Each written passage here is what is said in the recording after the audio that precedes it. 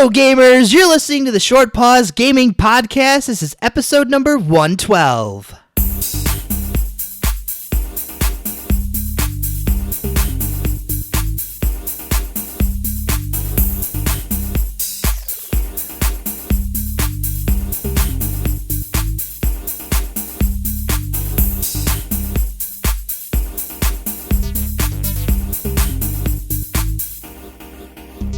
And welcome back to another exciting episode of the Short Pause Gaming Podcast.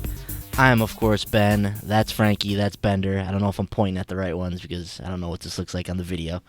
But Brent, not with us this evening. He's got some family stuff going on. It's his son's birthday, so happy birthday to Ethan. And what's going on with you guys? Frankie, talk to me, man. What's up? Dude, it's been a busy past, 2 weeks? Week? Whatever? Yeah. Remember what I was last on? I played some games, man. Did you? Played a lot of games, actually. I finished 3 games over the What's that like? It's incredible, man. I'm gonna play games vicariously through you. How about that? Good, perfect. So, start. The first one I did was Night in the Woods, which is that adventure game with the cat May that came out back in February. Mm-hmm. So that one was all right. I ultimately didn't like it, but it's also one of those games that I think everyone's going to get something different out of. Like, I didn't like it overall, but I can see parts of it that are going to appeal to people. The soundtrack is really great. It's probably one of my favorite soundtracks I've heard this year.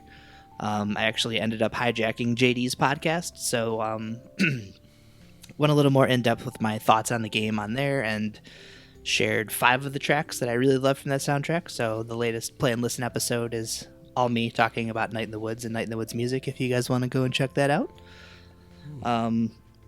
So after that, I decided to finish Halo Wars 2, because that's the only game so far this year that I've started and didn't finish. So I went back and played the last 7 missions? Back half of the game. So it's actually kind of different, because when Brent and I are playing it, like that's all the experience I had with that game was all the co-op stuff with Brent. So getting in there by myself and trying to figure out what each unit does, how to utilize them, like how to actually play that game before playing. I probably should have did this before we did any co-op, just so I could have at least gotten like a basic understanding of the different. You have different troops, the different vehicles, all the base building stuff. Like, there's a lot of micromanaging in that game that like when you're doing it on the fly with someone else, you're not really paying that close attention to it. So that was actually pretty cool. I really enjoyed getting in there and kind of learning all that stuff, and watching all these epic battles kind of play out as you're commanding all these different troops to go and blow up all these banished enemies. It's pretty cool. And this may come across as controversial, but I actually felt the story in that game was a lot better than the one that we had in Halo 5. Just the whole Atriox arc, the Banished, the stuff with Isabel, Jerome, Alice, all the different Spartans that they had in that game. I felt that they were inherently much more interesting than any of the stuff with Locke in Halo 5. Well, judging by the reception of Halo 5 story, I don't know that will be too controversial of a statement. So I think you're safe.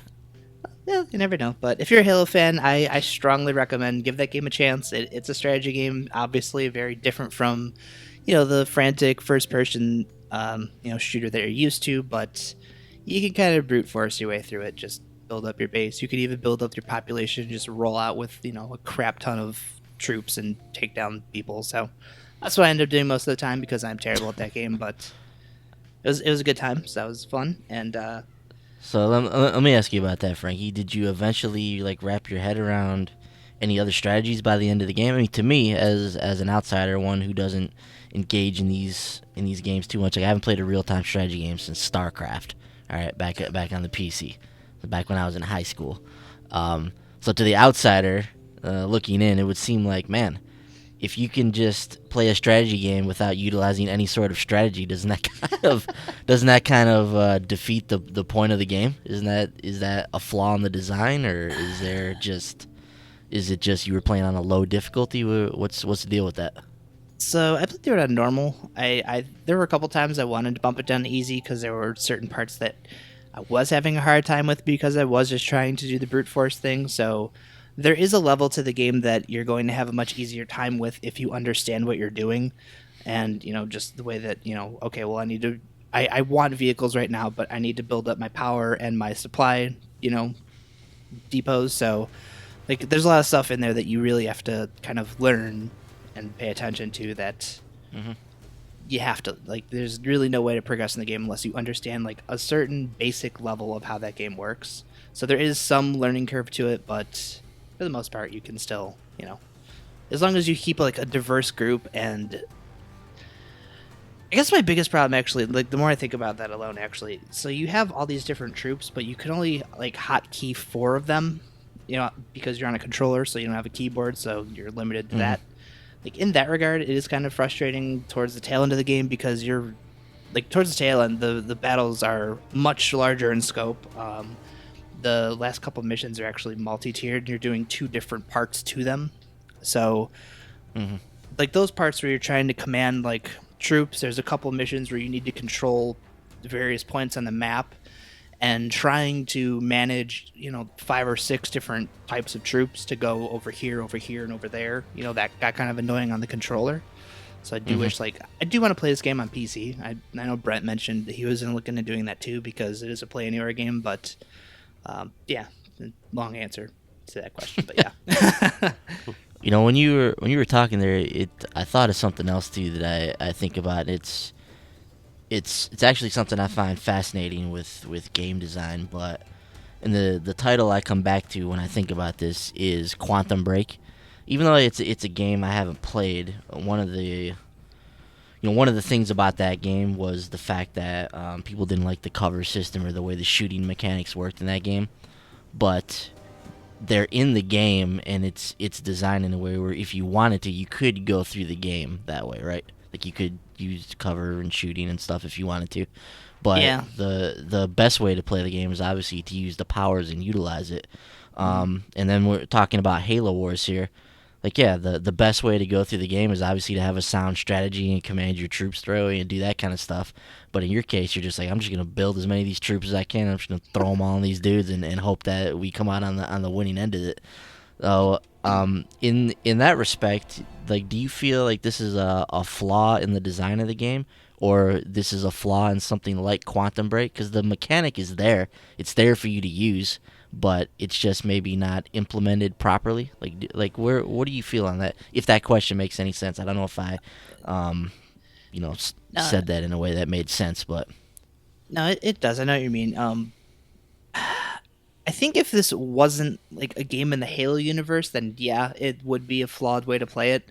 But I think because this is a Halo game, and they probably want this game to be a lot more accessible to people who enjoy Halo, it was probably a design decision to make it like pretty easy to go through and brute force your way through if you really want to, for the sake of experiencing the story, which is well worth it. But yeah. that was actually another thing that I just thought of too, was like when I was actually in there, like utilizing, like the different, like you have a sniper class you get access to at some point that they can kind of scout ahead. There's, like hidden mines and stuff that they can see and shoot and clear the way for the rest of your troops. Whereas if you're just rolling with everybody, like you're going to lose a bunch of people running over these mines and just like teleporting back to the base to build more troops. It's just, you're losing a lot of time, and that kind of gets frustrating if you really try to play it that way. But when you're actually using the troops and playing the game the way it's supposed to be played, it feels rewarding. Like you're going through there, you're like, all right, well, I got my snipers at front. We scattered ahead. There's enemies up here, so I'm gonna move my snipers back. I'm gonna bring up, my ground troops. You got the Hellbringers that have these badass flamethrowers. They're probably one of the coolest units in the game, in my opinion. Send them in, burn the shit out of everything. Get your snipers like sniping from a distance. You have vehicles that you can send in there too. You have vehicles that you can set back and they fire from afar. There's all kinds of stuff that when you're actually playing that game the way it's supposed to be played, just watching those battles happen is a lot cooler than sending a barrage of people just in there to fight and shoot everything. Cool. What else you play, man? So the last one that I played, this actually came out this past week, the Sexy Brutale. So back when the PlayStation blog had initially posted, the announcement for that game. I remember seeing it. I was like, "Oh, this looks awesome! It's like murder mystery Groundhog Day, wonderful, right up my alley." So, I was listening to the show last week, and I was like, you go through the new releases. That came up. I was like, "Oh, that's right, that's out this week! Hell yeah!" So, I picked it up, started it on Thursday night probably. Thursday night. Got home from work, started playing that, and I gotta say, a little Thursday night indie spotlight, eh? I thought about it. I really did consider it for a hot second, but I'm playing it. I played it through it on Xbox, and I just didn't feel like hooking up the Elgato or doing anything. So, but no, it was actually it was a lot of fun. I love that game. It does have a lot of performance issues on the Xbox. The main game, you're basically going from room to room, looking around, trying to you just find things in the environment that you can use to solve these like looping murders. So you have like people who are either getting straight up shot. You have people who are like trying to hang themselves. You have people climbing into. Sounds lovely. Yeah, so it's there's a lot of stuff going on in the game that once you solve them, like they still loop through and keep happening, but you solve them and you get their masks. So it has some Metroidvania elements to it. You get these masks that kind of give you new abilities. One lets you like smash things. One lets you open any lock in the mansion. Which the Sexy Brutality is actually the name of this casino mansion that everything is taking place in. Gotcha. But dude, that game, I've never felt compelled to get like every achievement in a game, but this is the first Xbox game that I have like the 1,000 gamer score in. So I would have a platinum trophy if I was playing on PlayStation, but dude, this game was just awesome. The story was great. Solving like all the puzzles were really well done. I felt, like I said, the only problem I have is there are a lot of performance issues on Xbox. The game kind of freezes up and hitches here and there while you're going from room to room. One of the mechanics in the game is you can't be in the same room that any of either the killer or any other character wandering around the mansion is in. Otherwise, their mask sees you and can chase you off. I think it can kill you, but I never hung around long enough to find out. But there were a couple of moments like that where they come in and the exits are glowing, so you know where you need to go. And I would be there hitting A to open the door, and like nothing's happening. The game hadn't froze, like the time's still ticking away, so like that bothered me. Like there's just a lot of weird technical problems on the Xbox version that kind of hampered it a little bit for me. But overall, I think that's maybe one of my favorite games I played this year. The ending was really cool, totally out of left field. I didn't see it coming at all. I highly recommend it. I'm actually in the middle of writing a review for it because I felt compelled to, just because I enjoyed it so much. So you can look forward to that sometime this week. And then just dabble around with some Battleborn. Otherwise, I finished lore challenges for Wrath. And I finally got that stupid Toby, the penguin mech dude. He has one of his lore challenges is to get a double kill with his ultimate, which is that core discharge laser. I finally got one. What a pain in the ass, man. That is one of the worst lore challenges to try to get in that game, I swear. Because that thing it barely does enough damage to kill one person.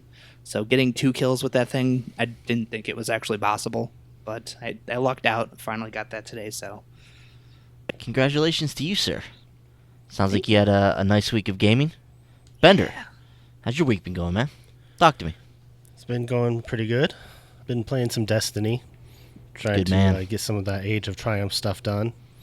So I'll be joining you shortly, man. It's gonna happen. I've been trying to get you guys to jump in and do stuff with me. I've got to do some strikes and some Iron Banner stuff. I've been doing Iron Banner this week because one of the Age of Triumph entries is for getting rank 5. So I think I hit rank 3 today. So I'm still got a little ways to go. Wait, I have a question. Is this a new get to level 5, like on top of the one that we had before? I mean, yeah, you have to do it now since the Age of Triumph book has come out. You have to get to level 5 again. I mean, you have to restart your Iron Banner ranking every time anyway. So, I mean, if you want to get to level 5, you have to do it every time. So, they just want you to do it, for the record book while the record book is active.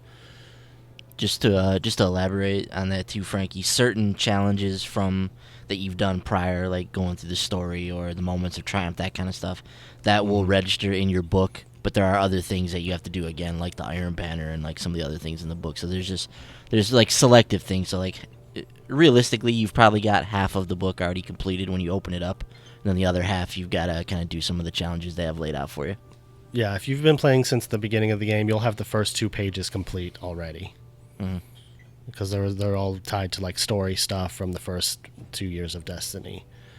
But other stuff like there's specific things you have to do for like your Warlock or Hunter or Titan, like get melee kills or grenade kills or super kills or generate orbs of light, stuff like that.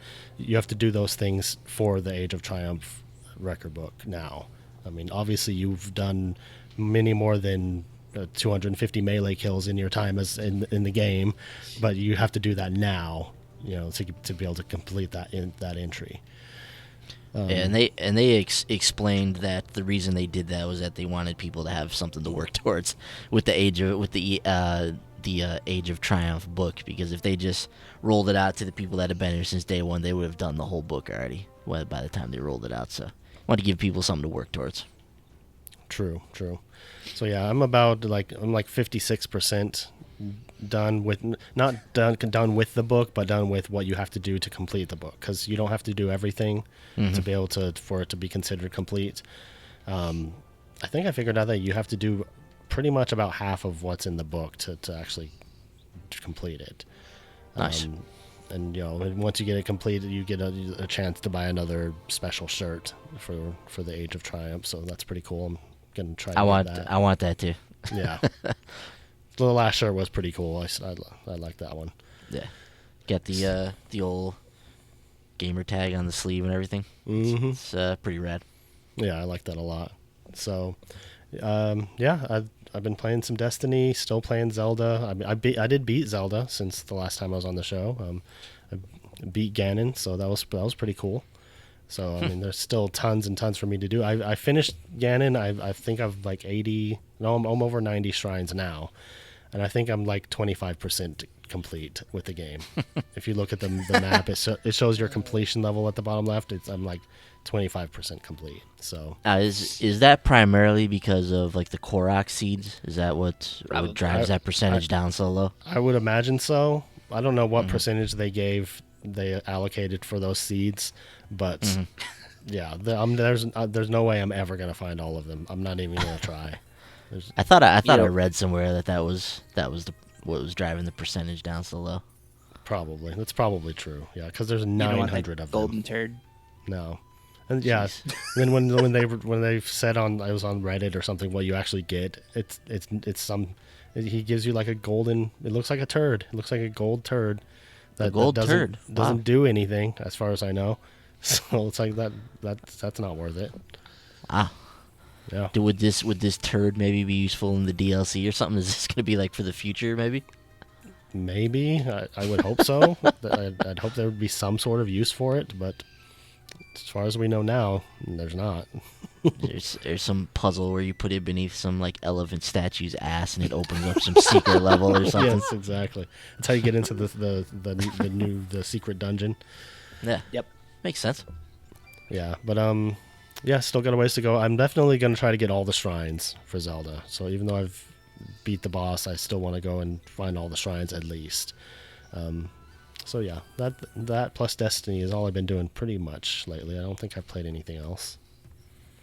Right on. So spoilers: Ganon is the enemy in in Zelda. Shocking. Didn't know. Yeah. No, he's only been the last boss for 30 years, so no surprises there. Cool. Well, sounds like you guys have had a productive week of gaming. I haven't got to do too much this week, which seems to be a running theme in my life. But I did fire up Cosmic Star Heroine on Wednesday night this week. I wasn't able to get to it on Tuesday. So what happened with that? Brent said something about they uploaded the wrong version of the game. Yeah, initially when they pushed the game out to the stores for people to download, the wrong version got pushed out somehow. It was either the beta version or it was one of the versions before the final version had went out, and it still had some of the bugs and things that they had fixed in the actual version that was supposed to get sent out. So they did remedy it that evening, so it was only a few hours that it was like that. But and we wanted to make sure we had the right version and everything when we streamed it. So I hadn't downloaded the complete actual version that we wanted to stream yet. So Brent hopped in, he streamed Arrow, which by the way is a badass looking game. To me, it just looks like Star Fox meets Amplitude. That's kind of the way I compare it. That's a really, really cool game. But I got to stream Cosmic Star Heroine on Wednesday night, and it was basically everything I hoped it would be. I mean, it was a 16-bit RPG through and through. It evokes strong feelings of Secret of Mana and Chrono Trigger and some of those games that I loved as a kid on the Super Nintendo. So if you're at all a fan of 16-bit RPGs, from what I understand, there's a lot of Phantasy Star in there as well, which it was a game I didn't get to play too much. I was primarily on the Super Nintendo for my RPGs, didn't experience too many of the Genesis ones. But I understand there's a lot of that in there as well. So I like the characters, I like the writing, I like kind of the mystery and where the story's going. Love the battle system, it's really cool. So yeah, I'm looking forward to playing some more of that one. Would really, really like to sit down and play through that game because it's super cool so far, and most of the people that I've read talking about the game really, really like it as well. So seems like something I'd enjoy. I'd like to play some more of it. But yeah, if you're at all a fan of Super Nintendo role-playing games, go pick this game up. You'll probably enjoy it. I've really only had a minute or two here or there to kind of do things. So I've just been kind of toying around with Mega Man a little bit in the few minutes that I've had here and there. But other than that, nothing too much on the docket for me. Lots of stuff I want to play. Lots of stuff I need to get to. But really, the only thing I want to get to is Destiny. That's what I want to do. When I get some of this stuff cleared out, get into Destiny, just toil away on that for a little while. But that's it for me, Franklin. We have and look, dude. Before you even get into this is a fantastic week of new releases. All right, there's no less than 10 games that I'm interested in on the list this week. There's no big AAA games or anything like that, but the downloadable list this week is absolutely stellar. And if even half of these games turn out as good as they look, then we're in for a hell of a week in gaming this week. Franklin, you're going to take us through the new releases. The floor is yours, my friend. All right, well, we're going to go ahead and start on the PS4 side of things like I normally do. First up on the list, the next game in the Play Collective promotion, Full Throttle Remastered. This, of course, is a cross-buy game with the Vita. This is the third and I think the final of Tim Schafer's, kind of really popular LucasArts point-and-click adventure games. This one originally released in 1995, and Tim Schafer actually said this is one of the best-selling, one of the point-and-click adventure games that he had done. So that kind of made an easy case for them to get the ability to remaster it, which is awesome. Oh, really? I didn't know that. Yeah, so awesome. But this one tells a story of the Polecats biker gang and their leader, Ben Throttle, as they get caught up in a tale about motorcycles, mayhem, and murder. Bender, I'm going to come to you first on this one. I know you're a big fan of these old LucasArts point-and-click games. You've never played this one, so where are you at on this one? Are you excited to finally experience this game? Yeah, definitely. I've already got it pre-ordered or whatever you want to call it. Yeah, because I really loved, Day of the Tentacle, and, I loved some of the other LucasArts games, the Monkey Island games and all that stuff, but I never had a chance to play this one for whatever reason.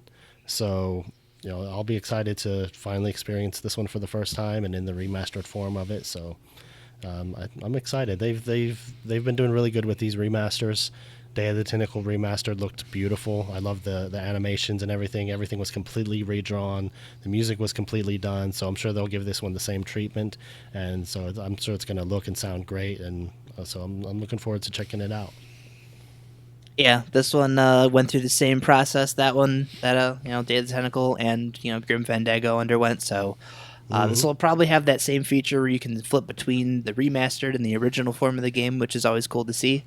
One of the things I was reading about actually that sounded really cool was at the time this game came out, there was another Star Wars game that came out and introduced this Insane engine. So essentially, it allowed them to render full motion video in the game.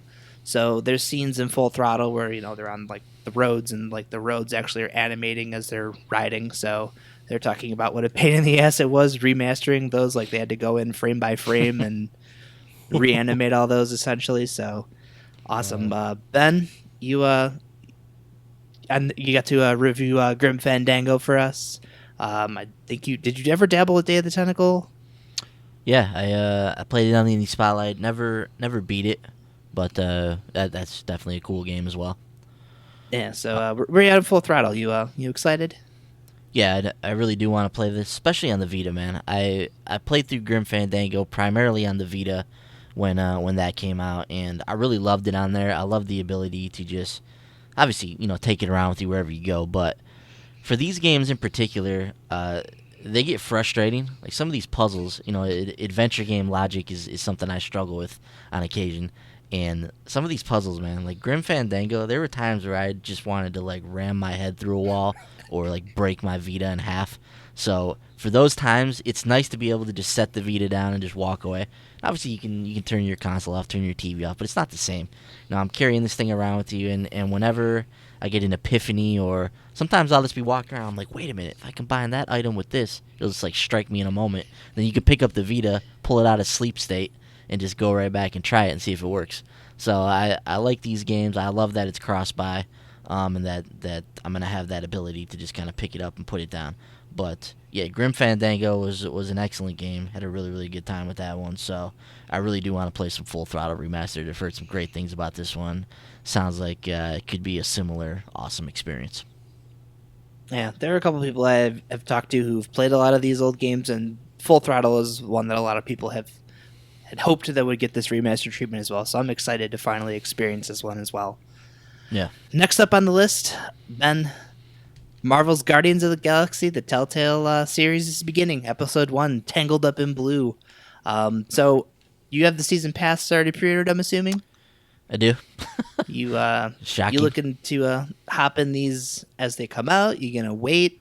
How are you gonna tackle these? I don't know, man. Fun fact, I've never actually played through an entire Telltale series. Never done it. Even for like stuff like Batman, as much as I wanted to. So I don't know what Guardians holds for me, but I am super interested in it. I love Guardians of the Galaxy. I love the fact that Thanos is the villain. The initial trailer was brief, but it showed some promise.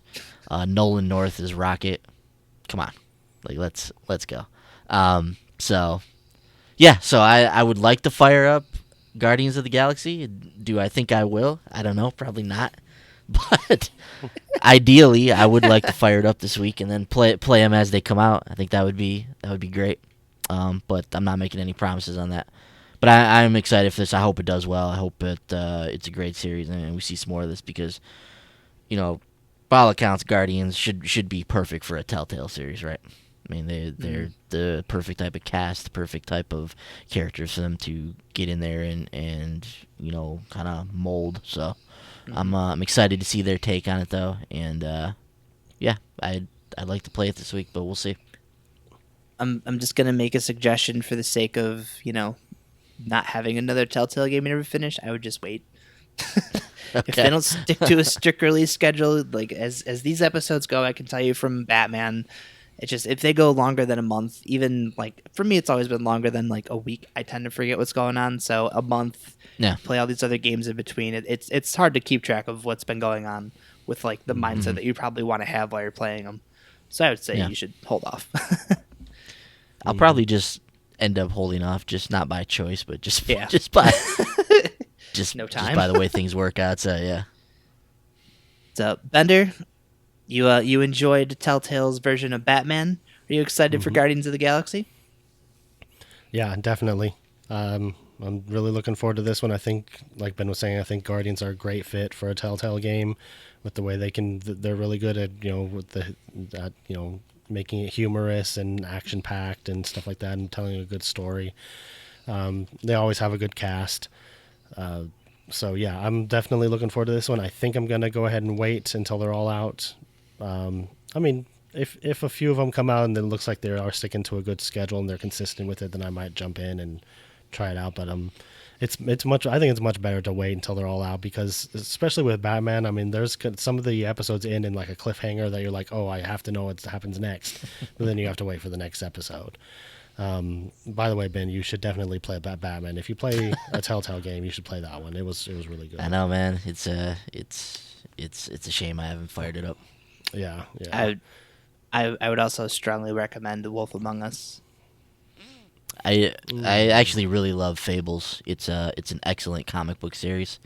Some fantastic work from Bill Willingham, and that's another one I'd love to play at some point. I actually have a stack of like collections of the Fables books I went out and bought after playing that because I really wanted to read more of that stuff. So yeah, really cool. they're really, really good, man. If you had all like graphic novels or comic books, it's excellent. I have the individual issues, but I've also been going back and getting the deluxe hardcover collections. I really like those. So yeah, I highly recommend that if you're at all a fan of graphic novels. Nice, yeah. I'm excited about their take on Guardians too, though. After playing through Tales from the Borderlands, I do. I think they're a perfect mesh of Telltale and Guardians of the Galaxy. That's a great pair up. Bender, I'm doing math, and if they fall off the schedule, Episode 5 is going to release in a post Destiny 2 world. Oh man. Uh-oh. It's trouble for all of us. Mm-hmm. Also worth noting that obviously the game comes out Tuesday, but I assume that the discount they have on that is just a pre-order bonus. So if you're listening to this show before Tuesday and you're at all interested, for Plus members it's like $15 or something, isn't it? Yeah, $15.99. So yeah, and so you get a pretty sweet theme. Yeah, so it's pretty much a no-brainer to pre-order this if you're at all interested in it. So I just did it anyways, regardless of if I'm going to play the first episode when it comes out or not. $15 for the whole season is just like it's a no-brainer. I'd better check to make sure I pre-ordered it. It was like one of the last things that I got in before the sales tax thing kicked in, so I'm set. Nice. Next up on the list, man, the Disney Afternoon Collection. So this is a collection of 6 of the extremely popular retro Disney games, including Chip 'n Dale Rescue Rangers 1 and 2, Darkwing Duck, DuckTales 1 and 2, and Tailspin. These, of course, are all remastered in 1080p with brand new features like Time Attack and Boss Rush modes. There's a rewind feature that seems like if things go awry, you can go back a couple frames and hopefully not die. As well as, of course, like a museum with, all kinds of old like collection of, concept art and all that good fun stuff. So, Ben, this is another collection you're excited about? Dude, I absolutely love these games, man. I grew up on the NES and the Super NES, and especially Rescue Rangers and DuckTales. I just freaking loved those games when I was a kid, and to see that those are coming back in this collection, and to see that Capcom's doing a collection similar to the one they did for Mega Man with the Legacy Collection, like they've got the museum content. I imagine they'll probably have all kinds of promotional art and storyboards and soundtracks built into it. So the care that they gave the Mega Man Legacy Collection was excellent. It was a pixel perfect port of the NES games to the current gen systems, and I imagine we're gonna see something similar here with the Disney Afternoon Collection. And like I said, 6 games that I just love. My only question now is when are we getting the Mega Man X Collection? Like that's the one I want to see next. But yeah, I'm totally on board with the Disney Afternoon Collection. Can't wait to play it. Bender, you ever play any of these? Oh yeah, definitely. I've probably played all of them. I know I've played DuckTales, and I know I've played Darkwing Duck. Those are the 2 I remember the most. But yeah, I'm looking forward to playing those again. It'll be a blast from the past for sure. And yeah, those games were really fun back in the day. Mm-hmm. Yeah, I've actually never played any of these outside of like the remastered DuckTales. So, oh wow, yeah, I didn't grow up with like an NES, so I never played a lot of these games. So that'd be cool to pick up. Also, Mega Man Legacy Collection. I think it's $5.99 right now. It won't be as you're listening to the show, but if you do not have this game, you should have it because it's awesome. Mm-hmm. I'm just saying. Well, I mean, if Frank gets this up on Sunday and you listen to this before Monday, you have time. Maybe. Probably not. I'm probably lying to you. True. No, you do actually. The flash sale ends Monday, so yeah. So if you're listening to this when this comes out on Sunday, go buy the Mega Man Legacy Collection. You need to own it. Next up on the list, Wonder Boy, The Dragon's Trap. This is a remaster of the 1989 cult classic Wonder Boy 3. This features a remaster treatment that's very similar to what Double Fine's doing with Full Throttle, where you can kind of flip between the gorgeous new, remastered visuals or the classic 8-bit version. You can actually swap between characters in this game as it introduces a new playable character, Wonder Girl. So that's cool. Ben, you were considering this one for the Indie Spotlight. I am. You excited? I am. From what I understand, too, this was originally a Master System game, and I guess a lot of the genre conventions that the Metroidvania genre uses today actually could be traced back to this game. So I find that really interesting because it's a genre that I really love. And we talked about this a few weeks ago on the show, but the remaster on this game, the art style is just absolutely breathtaking. I mean, it looks just phenomenal in motion. Looks like a cartoon. The animation is spectacular. The way all the characters and the environments look is just really, really good. So this is a game that I look at and I just want to play. It's one of those kind of games. Like, this game looks so good that I want to play it. I don't know anything about how it plays or what it's about, but just the fact that it looks like the way it does, I'm just like, man, I need to play this game just because it looks that good. So, this is the one I'd like to fire up for the spotlight. So that'll be Tuesday night, 10 p.m. Eastern, on our YouTube channel. We'll stream it live. I'll get on there, play around with Wonder Boy for an hour or so. We'll see what it's all about. But like I said, just phenomenal looking title, man. I mean, I don't know if you've watched the trailer for it, but really, really good looking game. I did. The trailer looks awesome. Bender, where are you at on Wonder Boy? What is the secret of your power? It looks like a really cool game. I love the art style. I really love that hand-drawn look. Those games that have that type of art style always look really, really good. And that visual style doesn't ever look old. Like, when you see a game that looks like a cartoon, you can look at it years later and like, whoa, that still looks really, really good. So yeah, I'd be interested in checking it out. I'll have to watch the spotlight and see if it'd be a game I'd be wanting to purchase. But from what I've seen, it looks like it's going to be a pretty cool game. Yeah, it does. It looks like it's going to be a great time. So I'm going to try to catch some of that stream as well. Hopefully I get out of work early enough. And been lucky lately. I've caught a couple tail ends of a couple ones lately, so it's been good. Yeah, I've seen Viper Strike hopping in there at the end. Yeah. It's been fun. I'll see you guys Tuesday night. It's a date. Wonderful. Next up, I'm going to butcher the name of this game probably. Shyness, the Lightning Kingdom. Sound right to you? Shyness? I think it's Shyness. I think it's Shyness, yeah. Sure. Cool, awesome. So this is an action RPG that's set in this really beautiful looking world that's kind of on the verge of collapse. Players find themselves amidst a conflict that's going to span across several kingdoms. This one actually looks really good too. Looks like a really deep action RPG. Ben, you interested in this one? Yeah, man. Like I said, man, this week just really, really good looking games. Speaking of good looking games, like you said, man, I mean, Shyness just looks awesome. I mean, if the game runs well and it looks like this is going to be another game that just looks spectacular in motion. The character designs remind me a little bit of Akira Toriyama from Dragon Ball Z and Dragon Quest. It's got that kind of vibe to it, that kind of look, and looks to be like a real-time action RPG, which are games that I enjoy, just in this really beautiful, really interesting fantasy world. And sign me up every time for that, man. This looks sweet. A Kickstarter darling as well. So. Nice. People were excited about this to back it, so it's got to mean something, right? Yeah, hopefully. Ben, did you get a chance to check out a trailer for this? Yeah, I did. It looks really cool. I like the art style. It has some really interesting looking characters, so sounds like a pretty cool RPG. I like those type of games, so might be something I want to check out. Yeah, looks like massive game, so awesome. Yeah. This is a week where we need like 5 indie spotlights to play all the cool games that are coming out. Yeah, probably. We need one every day of the week. Yeah, it's 12 hours. Double headers in there too. Yeah, definitely. Next up, man, the Silver Case. This is one I'm really excited about. This is I think this is Suda51's first game. This came out on the PlayStation 1 in Japan initially, back in 1999.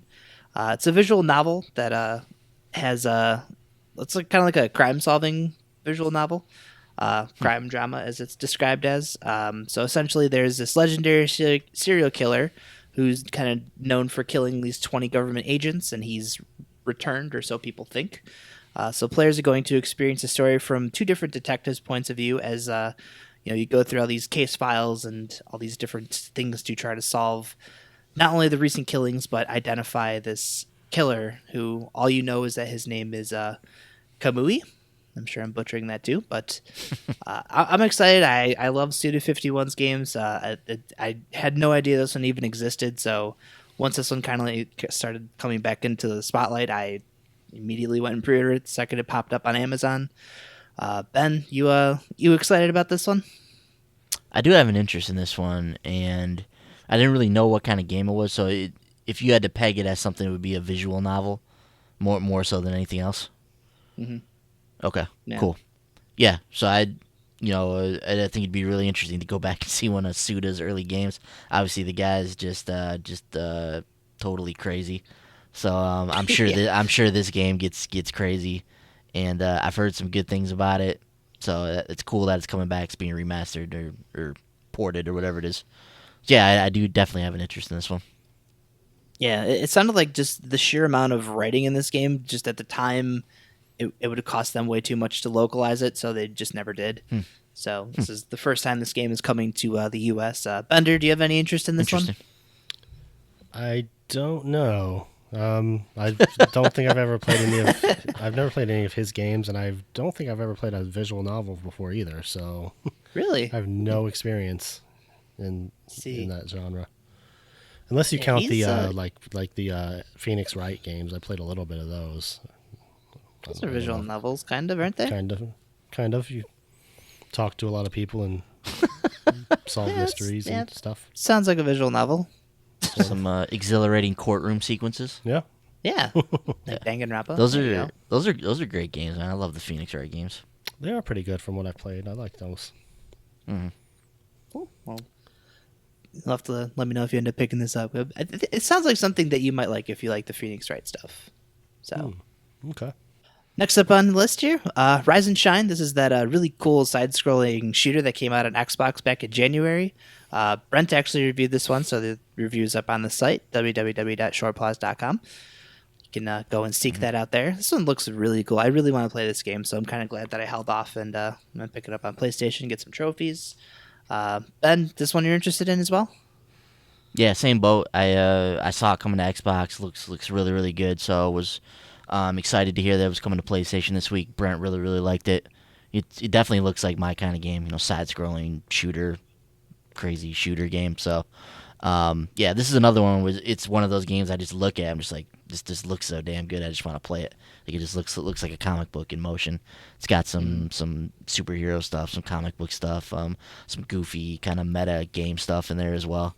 You're protecting the planet of Game Earth, I think it's called. So, yeah, so I definitely do want to play it. Brent speaks highly of it. Mm-hmm. Yeah, that's my main reason for wanting to get it too. It looked really cool. I think he ended up doing a stream. If not, I know he posted a video of the game, but it looks like a really good time. So I'm excited to check this one out too. Bender, any interest in Rise and Shine? Yeah, I think so. Once again, the hand-drawn art style really appeals to me. I think this game looks really cool. And Adult Swim games again. They seem to be churning out some quality stuff. It's true. You want to get the Short Paws crew hook, line, and sinker. Just put a hand-drawn game out there, and we're all just frothing. Like, yeah, I want to play that. Yeah, that's true. So this next one, actually, I wish I had said something about it last week, but Limited Run released this game this past Friday. So if you got that, awesome. If not, sorry. But Flint Hook. This is the next game from Tribute Games. They have Mercenary Kings fame and Curses and Chaos. So this one, you are Captain Flint Hook, and you are armed with your mighty hook shot. You have slow motion powers and a plasma pistol, and you're kind of plundering your way through an infinite amount of, I think they're randomly generated spaceships seeking fame and fortune. Dude, this game looks awesome. Generated. Just like the style of this game is awesome. It just looks super chaotic. You're like just shooting yourself around this room with your with your hook shot, you slow down time, pop this guy, zip over here, pop this other guy. Like, it just looks insane. Yeah. Yeah, you're like a pirate Spider-Man, for like lack of a better term. You're just kind of swinging around, shooting things up. Yeah, it looks pretty wild. This is another one that I think looks really good, man. It's one I've been eyeing for a few weeks now. I really like tribute games. Mercenary Kings is a totally underrated game. That game kicks total ass. We actually played a lot of that in the inception of Short Pause. That was one of our go-to games. It had network issues at the time, but they've since been ironed out, and that's a really, really good game. So, yeah, I do want to see what Flint Hook's all about. Same. Ben, did you see a trailer for this one? I did. It looks really fast-paced and pretty cool. I think it looks pretty fun. Looks like a good time. Yeah, I'm actually really glad I broke my rule and got the limited run release. So this looks like something that I'm going to want to hop into. So it'll be cool when that disc arrives. Next up here we have The Late Shift. This is an interactive full motion video crime thriller that has branching storytelling. It's actually the guys that made The Bunker. So this one boasts more than 180 decisions, any of which can alter the path of the player's story. So that sounds really cool. Ben, you played The Bunker. Where you at on Late Shift? Yeah, I really like The Bunker. Late Shift. This is another one.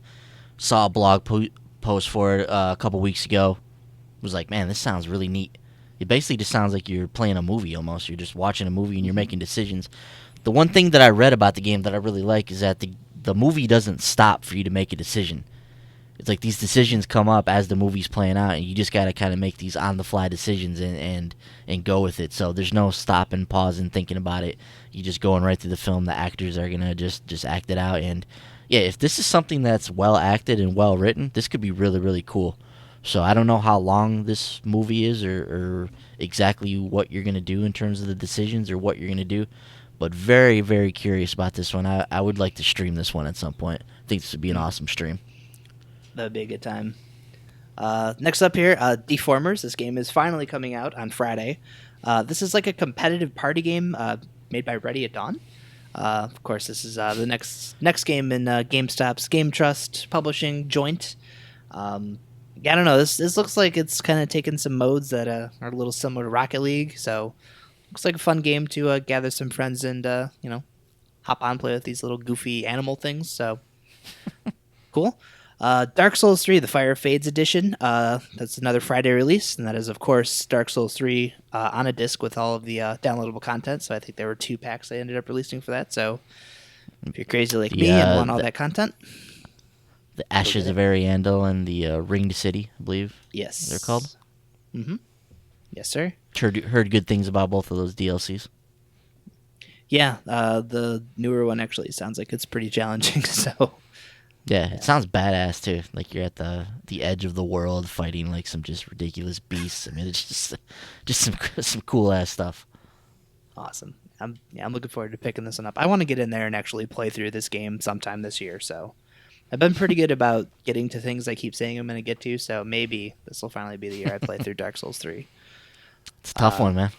Yeah, it is. I know.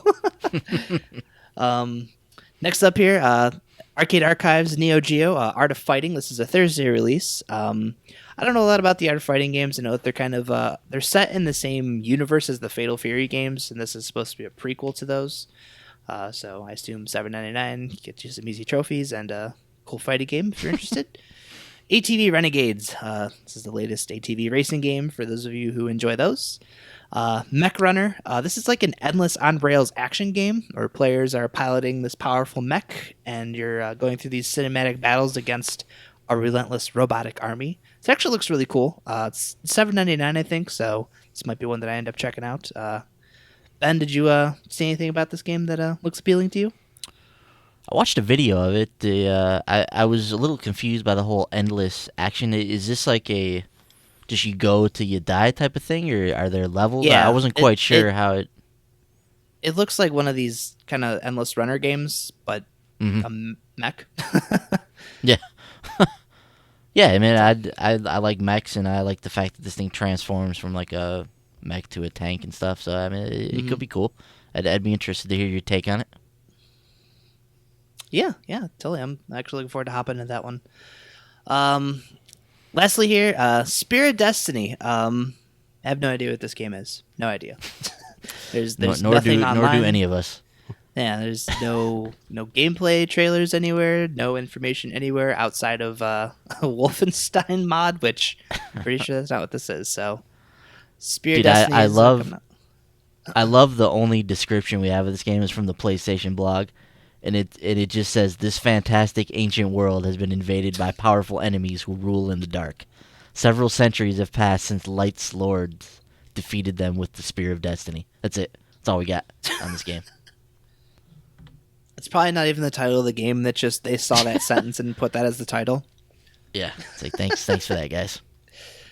Cool. So, stay tuned. We'll find out what Spirit of Destiny is sometime this week. And then just a couple physical things to look out for. I Am 8-Bit still has stock of Hyper Light Drifter. They did a run of 9,000 copies of this. So it's $29.99. It comes with like a fold-out map. They did a retro-style manual, and it has reversible cover art, and it actually has like a gold foil design, and it's a nice-looking game. Like, this is a really nice package. So if you're a fan of Hyper Light Drifter, you want a physical version of that game on your shelf, I Am 8-Bit has you covered. You have this, don't you? I do. I totally didn't. How's that map, dude? Oh, I didn't open the game. I don't know. It's a heavy case. Like, it feels like like the case is pretty heavy. So I assume it's a pretty nice. That map's probably sweet. That map's probably sweet in that game because obviously it has calls back to the Legend of Zelda. So it's probably a really cool map. I bet it is. And the other thing to keep an eye out on is Limited Run might be releasing Nova 111 on Friday for the PS4 and Vita. I say might be because they're currently running a poll, and it's seriously 50-50 on whether it releases this Friday. If it doesn't, it'll be out the following Friday with the $60 shoot 'em up Darius Burst CS. So if you're not crazy, hopefully you voted for them to release this on Friday and not alongside a $60 game. On the DLC it's probably front, 50-50 because people are just like voting for when their checks come. So people get paid this Friday. Some people get paid the other Friday, probably. You're probably right. That's a good point. I know actually there were. It seems like it's a lot of the international people because they want to combine shipping, but also it's a $60 game. So I don't know why you want to do that to yourself. You could just do like they even mentioned like we have the hold shipping option. You could do that. So. Yeah. I don't know, man. Whatever. Hopefully the better side of this prevails and it gets released on Friday, even if it's like a 51-49 difference. I don't know.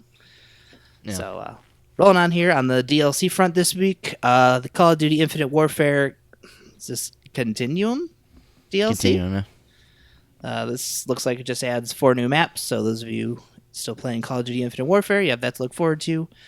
Ghost Recon Wildlands, the Narco Road DLC. This is going to be adding 15 new campaign missions. They'll add 3 new faction leaders, 4 new vehicles, 4 new types of side quests and racing missions, 4 outfits, and 9 new weapons.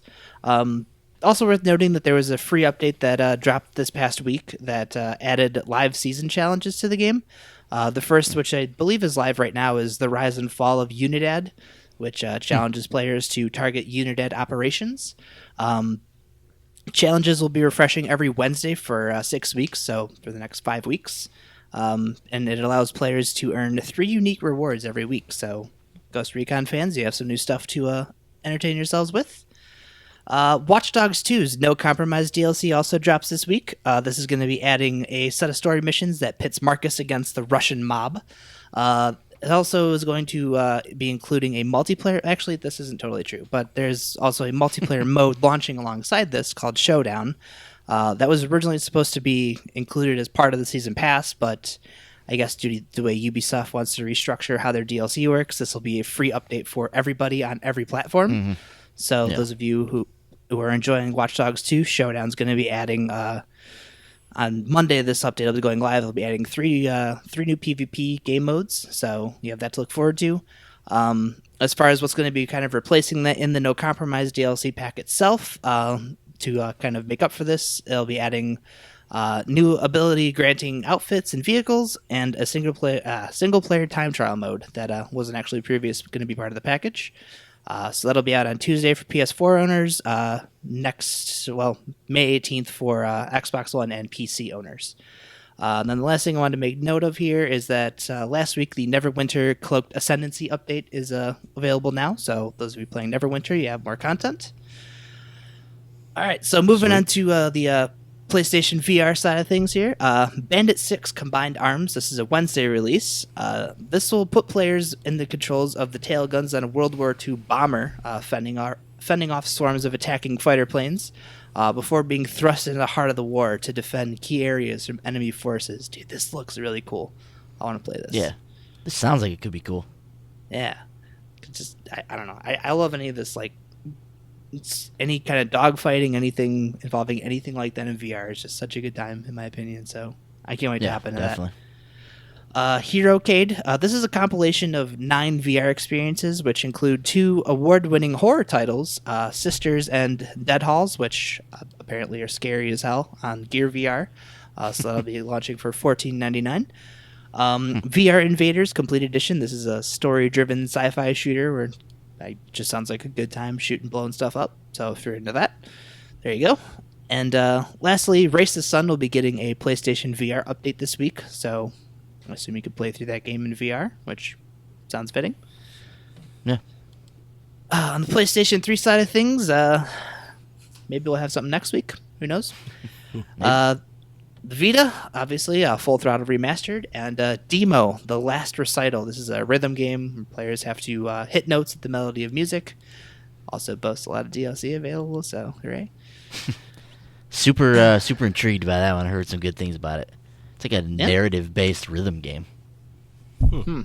Interesting. So that'll do it for the PlayStation side of things. On the Xbox One this week, Flint Hook, Late Shift, ATV Renegades, Wonder Boy, Shyness, Deformers, the Disney Afternoon Collection, and the Ghost Recon DLC will be dropping on the system this week, as well as Voodoo Vince Remastered. This is a Play Anywhere title. This is a puzzle platformer that had released on the original Xbox back in 2003, which I had never heard of until Phil Spencer had mentioned enjoying the game with, I think, his daughter a couple years ago, and then here it is. Mm-hmm. So I don't know a lot about Voodoo Vince. Maybe I'll pick it up. It's $14.99. So if you're excited about that, there you go. What I am excited about, Cities Skylines, the Xbox One version. This is a Friday release, which I don't understand why, but if you pre-order it, it unlocks at 4 a.m., so I probably won't touch this until following week. Awesome. But this is, of course, the popular city building game. It's actually announced back in, 2014, so I'm just glad this thing's finally coming out. This is one of the indie games that was supposed to hit Xbox that I was really excited about, so $39.99. Wow, has it been that long? 3 years? It's literally been announced 3 years ago. It was Gamescom. So, that's crazy. It's been a long time coming. I'm hoping this translated well to console. I really hope if they're bringing this game to the PS4, that they kind of integrate the touchpad. I think it's a city builder. You're going to want to use the touchpad, kind of get something close to the mouse and do at least a mouse. So, awesome. Yeah. It is console first on Xbox One, so it will come over to PS4 eventually. We just don't know when. Yeah, hopefully not 3 years from now. Hopefully not. Yeah, I assume this is also going to include a pretty hefty amount of the DLC. I know they just had another DLC pack come out a week or two ago, so I don't know if that'll be included, but $39.99, I hope it is. Race the Sun is going to be a Friday release. This is a PlayStation Plus game sometime last year, I think. So if those who've never played it, you're essentially flying a solar-powered aircraft with the simple tasks of not crashing and staying in the light as long as possible. So sun goes down, you go down. I'm going to butcher this one too. Inverlore Verstand. That's about as good as I could have did, man. I'm not sure how to say that one either. Awesome. This is another Friday release. This is an abstract adventure game where you're walking through the subconscious as players navigate nightmares and dreams to find their own truth. So this looks like one of these games kind of similar to Dear Esther or Nero, where you're walking around solving puzzles. Gotcha. And then, of course, the Neverwinter, and there was also an update for We Happy Few, the Maidenholm update, which I think opens up some new areas for you to explore and some of the storytelling elements. I don't know where they're at with this game. I thought that they had said this is a Key 1 game, so guess not. So that's all we have for Xbox this week. Let's move on to Nintendo. On the Switch, what we missed last week, Mr. Shifty actually came out. Surprise! This is that top-down... That game looks awesome, man. It does. It really does. Like I think Tiny Build is awesome. Like other games are just really cool. So yeah. But this is like that top-down heist action game. I think it was showcased during that the Indies Direct last month. Yeah, it was on the Nindies. It looked like a stealth meets Hotline Miami game. Yeah. Yeah, it looks badass. Mm-hmm. Yeah, so that's available now for $14.99. And Arcade Archive's Neo Geo Samurai Showdown 4, if you're into the Arcade Archive games without achievements or trophies. And then the other thing I was talking to JD about the game. He says it's pretty cool on the Switch, so it might Samurai be worth Showdown. Yeah, so might be worth a look for fighting fans. Cool, I'll have to check it out. And the other thing that kind of dropped last week was a demo for Puyo Puyo Tetris. This game actually releases on the 25th, so if you want to try it out before you buy it, there's a demo available on the eShop now for the Switch. What's coming this week to the Switch that we know about? Just Wonder Boy. So tune in next week for the other releases this week. Over on the Wii U, what we missed last week, Zombier. This is like a zombie first-person shooter. It's actually on the PlayStation 3. Yeah, and it looked terrible on there, so... Yes. So I can only imagine. If you feel like torturing yourself, $5 gets you Zombier. Yeah. Go watch a video of that game and tell me if you want to pay $5 for that thing. Yeah. Just go over to YouTube, pull up a Zombier stream. I think I bought that game for like 99 cents in a flash sale or something. Did you? That game sucks. Yeah. Pick a Pix Color. This is a $5 puzzle game on the Wii U. Coming this week to the system, Orbit. This is a $1.49 minimalist base defense game where you're defending a ball from spaceships. Another $1.49 Wii U classic. Well spent. Yeah. So on the 3DS, what we missed last week, thanks most in part to the Nintendo Direct this week, Team Kirby Clash Deluxe. This is a free-to-start 4-player action game where you kind of pick your form of Kirby. There's, he inhales enemies and gets their abilities. This is essentially picking a form of Kirby like that, and you go and fight some bosses with some friends. So I'm not sure how much this game actually costs. It's just one of those free-to-start things. I love that phrase, free-to-start. So you probably play a boss or two, and then they're like, yeah, pay if you want to play anymore. Yeah, which I wish you would just let me buy it from the beginning instead of waiting, but hey, whatever. And Bye Bye Box Boy. This is the final in the really excellent Box Boy puzzle platforming trilogy. Bender, you're a Box Boy fan. Did you end up picking this up? Not yet. I actually never played the second one, so they've been churning these out pretty quickly. So, yeah, I need to... Bender's not ready to say bye-bye yet? Not yet. No. I need to play the second one and then play... But what's cool is they said there's a demo that you can download that has things from all 3 games that you can check out, which is very interesting. I think they also said if you owned and played the other games, you can have like a monochrome filter on the game or something. It's a very strange thing. There's like a Game Boy filter you can put on it to make it look like a old school Game Boy game. With the green screen? Yeah. Pick a Pix Color, also available on the Wii U eShop last week. 15. This is a $1.49 game where you rearrange numbered blocks to be in order from 1 to 15. Yeah, wahoo. Bingo Collection can be yours for just $2.99 if you're a bingo fan. Sign me up. Ascent of Kings. This is a $1.99 adventure platformer available on the system. And coming this week that we know about, Don't Crash Go. don't crash go. This is a Thursday release. $1.49 top-down driving game where you shift lanes to avoid obstacles and collect coins. So tune in next week for whatever else is being crapped out on the Wii U this week. Then that'll do it for the new releases. Thank you, Franklin. Now, let's get on with the news, fellas. And we're going to start with some hot off the presses stuff here. So just happened a few hours before we're recording the show here. But Star Wars Battlefront II, it was officially unveiled at Star Wars Celebration, which is awesome, by the way. I've been watching some of it online. We had the Last Jedi trailer reveal, so I was watched that panel. Was totally hyped for that. Can't freaking wait for that movie. But so we got a short teaser for that. So we're hyped up on that. We're hyped up with the 40th anniversary, the 40 years of celebration. So we got Lucas on the stage and Harrison Ford and Hamill and everybody's there. We got tributes to Carrie Fisher, all kinds of cool stuff going on. And then today, the Star Wars Battlefront II panel. You know, earlier in the week there was a short teaser video that leaked that was kind of setting up what we were going to get from the Battlefront 2 reveal. We got the full-on reveal today. We have a release date for the game, November 17th, so we're starting to fill out some of these titles that are coming out in the fall here.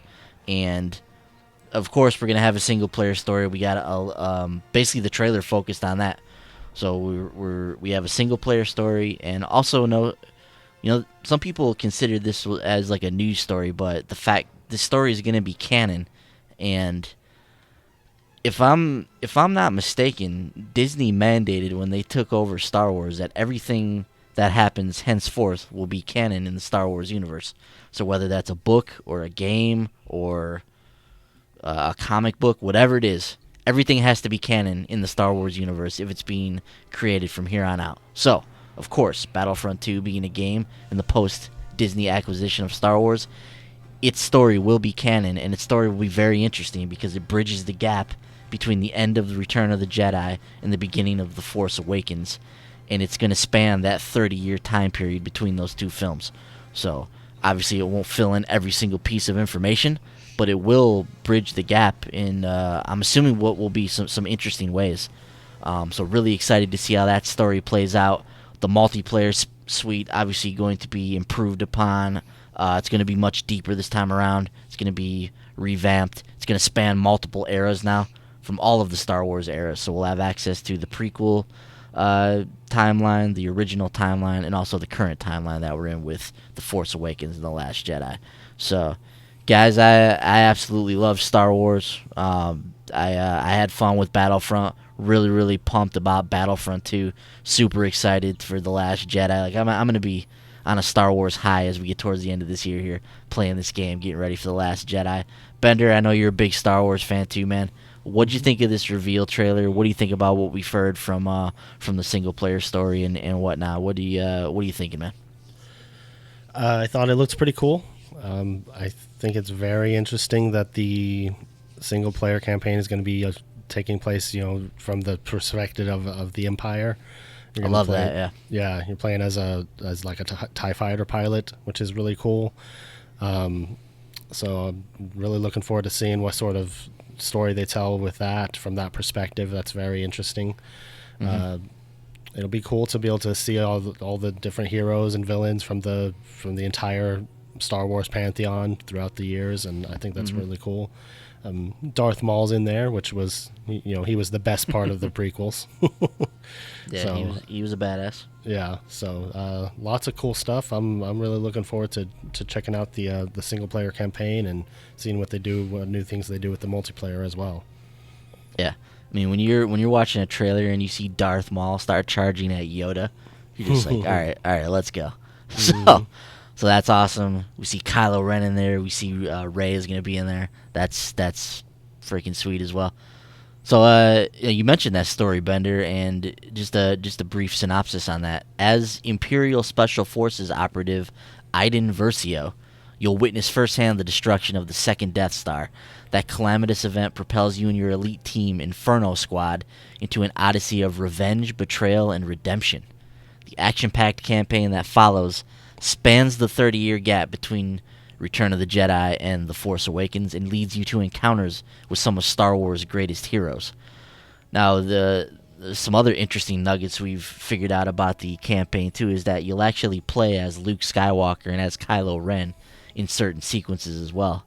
The thing I'm wondering about, Bender, like, are we gonna see the fallout of Ren and Luke in this game? Is that gonna be depicted here, or are they gonna save that for another story, you think?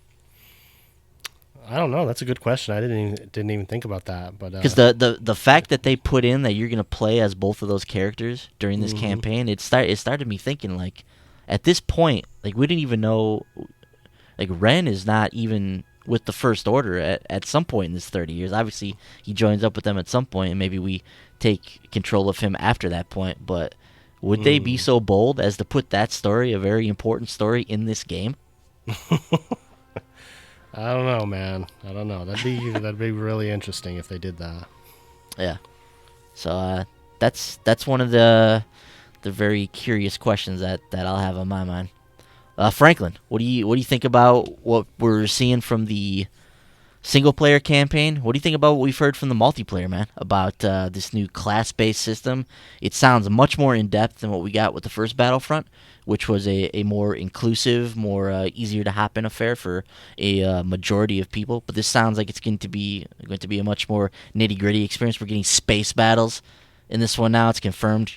Talk to me, man. What do you think? What do you think about this Battlefront 2 reveal? I'm really excited. In a lot of ways, this is kind of the Battlefield that I wanted back in 2015. I too, I really did actually really enjoy Battlefront. It's just, we played it twice, and I'm okay with that, and that kind of sucks in a lot of ways, because I just wanted more to bring me back to the game, but kind of felt like I had my fill after playing it just like 2 or 3 times. So I feel like with this one, though, like, this story sounds like it's going to be epic, to say the least. That's actually, like, you mentioning that, kind of maybe exploring, like, the Luke and Kylo Ren stuff, like, that would actually be really cool if they did that. That'd, like, really be a way to make this game actually be a lot more impactful than maybe a lot of people want it to be, which I think is really great if they're able to do that. Dude, that would be huge. It would be huge if they did that in this game. Like, it's like, not only are we bringing a campaign, but this is, like, one of the moments that happened in the Star Wars universe that you wonder about. You can experience it in this game. Like, that would be awesome. But yeah, I can't wait to hop into this one. The space battle thing alone, especially, was when we saw in the teaser, they kind of teased space battles in there. I was like, yes, they're doing it. It's happening. Confirmed. I think it's 24 players. So, dude, I can't wait. I love that stuff. So I can't wait to hop in there, hop in a TIE fighter, and fly around the galaxy, blasting stormtroopers and stuff. Yeah, it's very interesting how this game is being created as well. So EA Motive, this is Jade Raymond's studio. They've come in and they're working on the single-player campaign. So the new characters that they've created, they've been obviously created in close partnership and collaboration with Lucasfilm.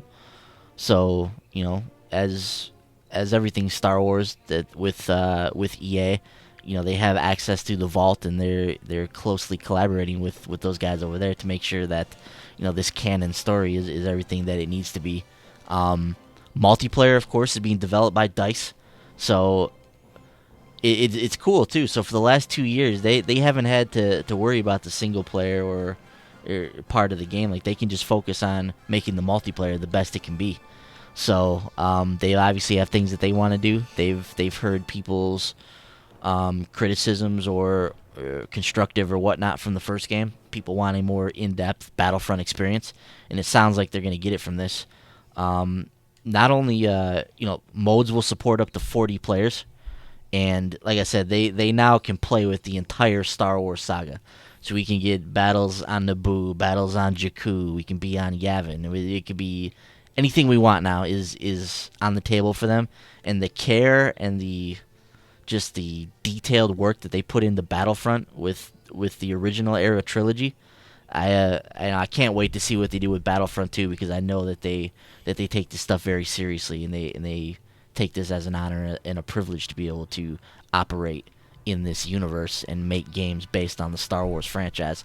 So I'm excited to see what they do with that. And we've also heard about, like, upgrade trees for the heroes. We've heard about these class-based systems that you'll be able to do.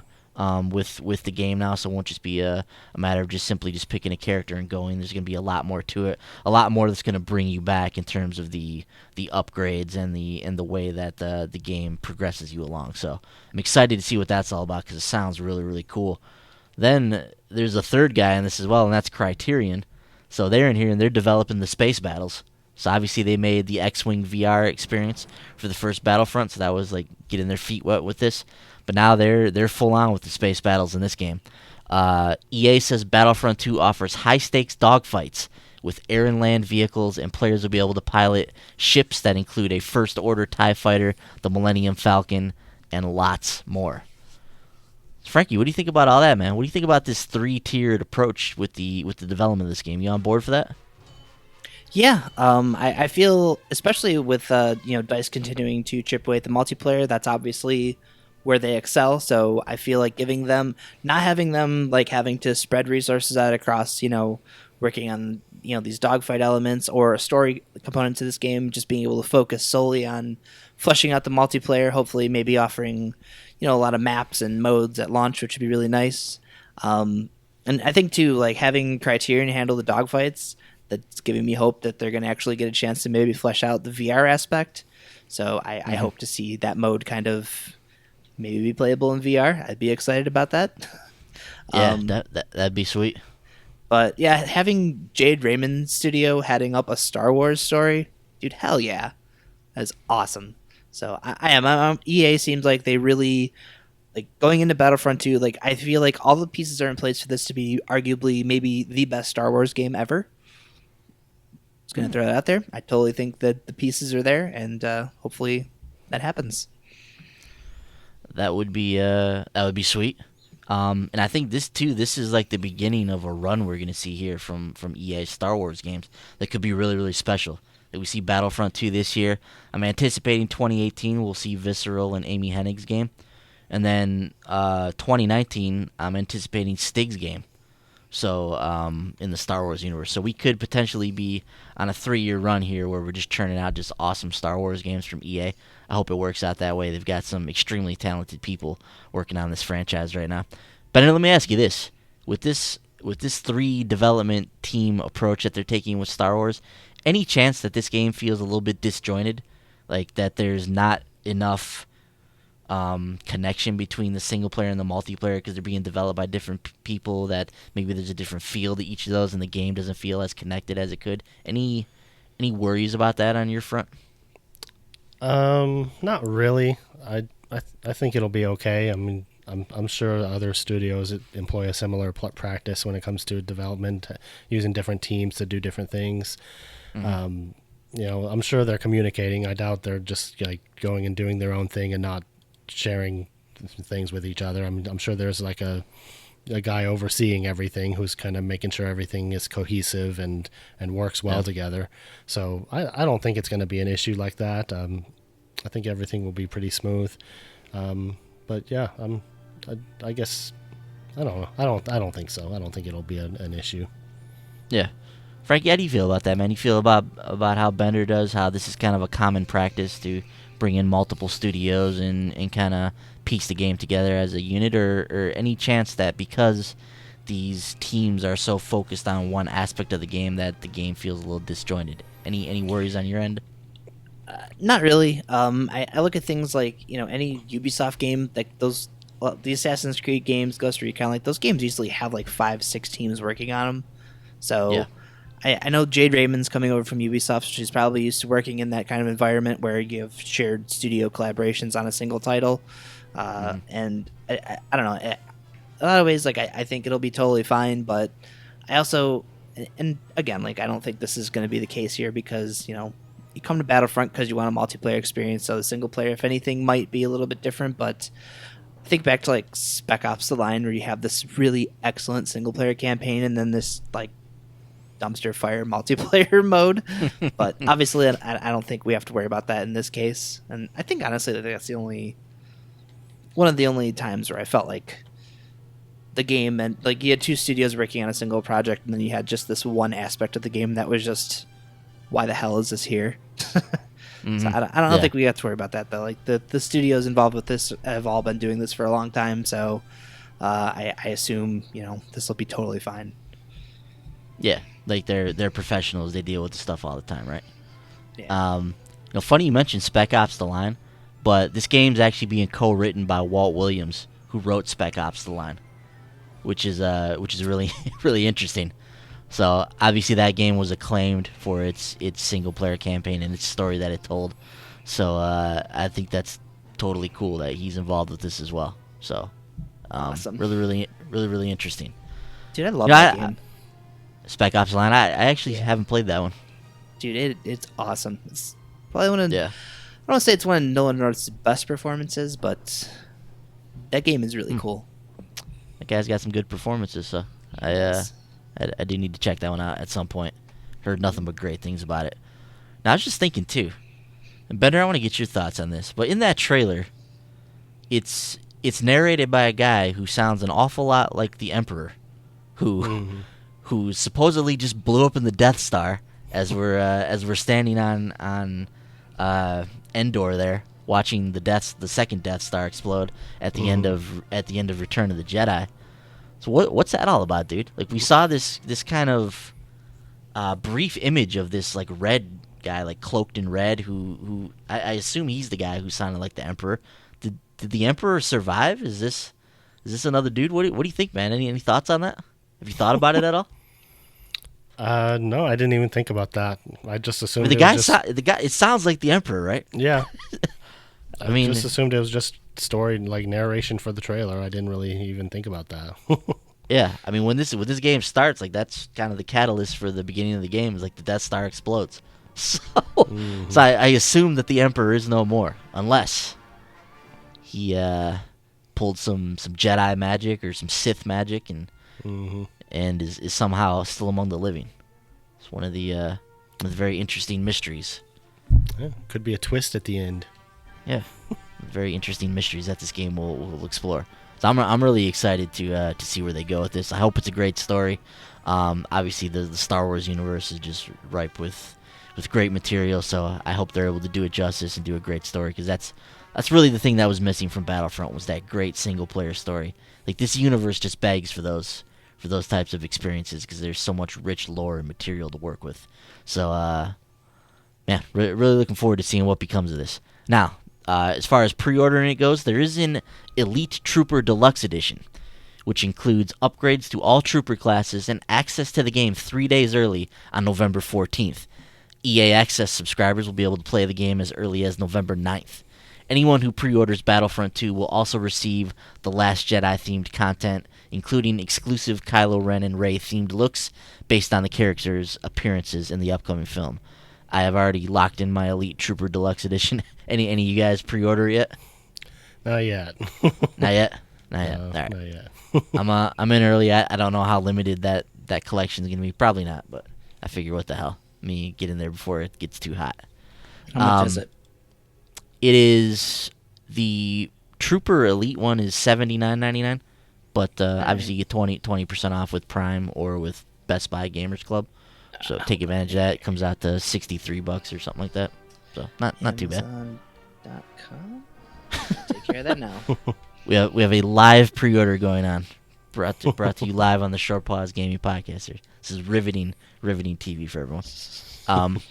While Frankie's doing that, we'll move on. And this is something I want to get your guys' thoughts on. But it sounds like Battlefront 2 will ditch the Season Pass. So this is in a story from Mashable. I'm gonna read this here. Now the thing was, with the original Battlefront, DICE and EA and the players of the game felt like the Season Pass kind of separated the community in that game. So it was difficult by the time you got to the fourth DLC, which was the Death Star, or the Rogue One DLC. It was difficult by the time you got to that to have other people to play that content with, because the player base had become so segmented, and people were falling off because they didn't have the content to keep up with the other people that were playing the game. So by the time you get to the last DLC, there's not the player base there that it should be. So with an eye towards kind of keeping the community together, and I don't know how to say this guy's name, but Bernd Deemer I think that's how you say it. He's DICE's Battlefront II creative director. He confirmed it outright at Star Wars Celebration, or before Star Wars Celebration, actually, before the reveal at Star Wars Celebration. He just flat out said, we don't have a season pass. Now that could mean a number of different things, but let's read his quote here. So, quote, "We decided on that, and it's one of those difficult decisions because it has so many implications all around. When we looked at the way Battlefront had evolved over its lifetime with the DLC and everything, we decided, you know what? For this type of game, season passes are not the best thing. We need to take it apart and come up with something better. We don't want to segment our community. I cannot talk about the specifics of this, but we have something different in mind that will allow you to play longer, be more invested in the game without having a fragmented community." So, Frankie, what do you think about that, man? What do you think about not having a season pass? You know what? Before you even say that, let me put this in your pipe too, so you can smoke this as well. But so EA responded to Deemer's remarks with this statement: "While we're not ready to confirm any live service plans just yet, what we can say is this: we heard the feedback from our Battlefront community loud and clear. We know they want more depth, more progression, and more content. So we're focused on delivering that in every dimension of Star Wars Battlefront 2. We'll have more to share about our plans too." So let me get your thoughts, first of all, on having no season pass for the game and trying to keep the community together, on EA's statements here, and if they're not going to do a season pass, like what's the best way to tackle that for this game? So this is actually why I never bought the season pass for the game. It was too expensive, and because it was too expensive, I had a feeling that a lot of people bought it. So obviously, over time, you get the new maps. There aren't going to be people playing them, and on top of that, you have tons of other games coming out. Players are going to migrate elsewhere. So by the time all that other content is out, is anyone even playing the game when the last map pack comes out? Probably not. So that, and the fact that, you know, Battlefield Hardline, Battlefield 4, there was weeks where they kind of gave away the map packs for free. So I assume they're going to do that again. So I can wait. That's fine. Real quick too, Frankie. Have you bought it recently? I actually picked up the Ultimate Edition of Star Wars Battlefront because it's been on sale so much recently. I bought it on PSN. Bucks. I bought it on PSN a few weeks back for $14.99. So it's the entire game with the whole entire. I imagine there's a lot more people doing that now as this thing's been on sale. So I wonder if the community has ramped back up in anticipation of Battlefront 2. But just curious if either of you guys had jumped on it as it's been on sale here. No, I haven't either. No, Cool. I actually the one piece of DLC content that I wanted was that the Death Star DLC, and I just bought that. So bought it outright. If people are gonna play that, like that's the only DLC pack that I care about, so that's fine. Nice. All right, continue on. So them deciding not to go that route, no season pass for this, and I think that's smart. Anytime you have a multiplayer game, anytime you risk fragmenting the community in any way like that, it's bad. So I'm glad that, you know, they see that. Ubisoft's obviously seen that with, you know, Rainbow Six Siege, The Division, you know, all these other, you know, Wildlands, all these other multiplayer games that aren't really doing season pass for additional maps, additional modes. Like those are coming free, like Titanfall 2, which, like I said, extremely smart. You don't want to, you know, you give everybody something fresh to come back and experience, and there's a good chance that people are going to come back and play the game to see the new content. It's free. It's no cost to them, so there's a good chance they'll come back. As far as what I think they could do instead, this is something that I actually would really like to see Titanfall 2 do, because I know that they said they weren't going to do a season pass or any paid DLC, but I actually would really prefer if they made story DLC. I know not everybody was going to go back to a single player campaign, but I think just because of the sheer amount of people that were out there just begging for a campaign for Battlefront, it'd be crazy not to consider doing a season pass for additional story content for the game. And again, like I don't know what the story is going to have, as it is, but anytime a season pass boasts, single player story add-on stuff, those are usually the ones I end up picking up, just because I do like, if you have a reason to make me revisit a campaign, probably going to do it. That's interesting. So, in your mind, it would be give us the maps and stuff for free for the multiplayer, and then hit us with paid story DLC. That would, in your mind, would be the way to go. Yeah, I that actually wouldn't be too bad. Yeah, I mused on the show last week that I thought it would be cool if the Battlefront 2 story was structured like Battlefield 1's single player campaign, where it was a series of vignettes from throughout the Star Wars universe, from whatever era they wanted to jump into, and they could do that through the DLC if they wanted to tell these little mini stories throughout the Star Wars universe. They have the whole entire sandbox to play in there, so that would be cool. I personally I thought they might do something more like maybe they'll give the maps for free, but charge for maybe additional heroes or something along those lines. Like if you wanted to, add Lando or Han Solo, whoever's not going to be in the game, if you wanted to add them in there through that, I could see them doing something like that. Because I mean, we're in agreement that they're going to charge for something, right? If they're going to give us the maps for free and they're not going to segment the community, there's got to be something they charge with. What about if they came out with microtransactions for cosmetic stuff? Would you be cool with that?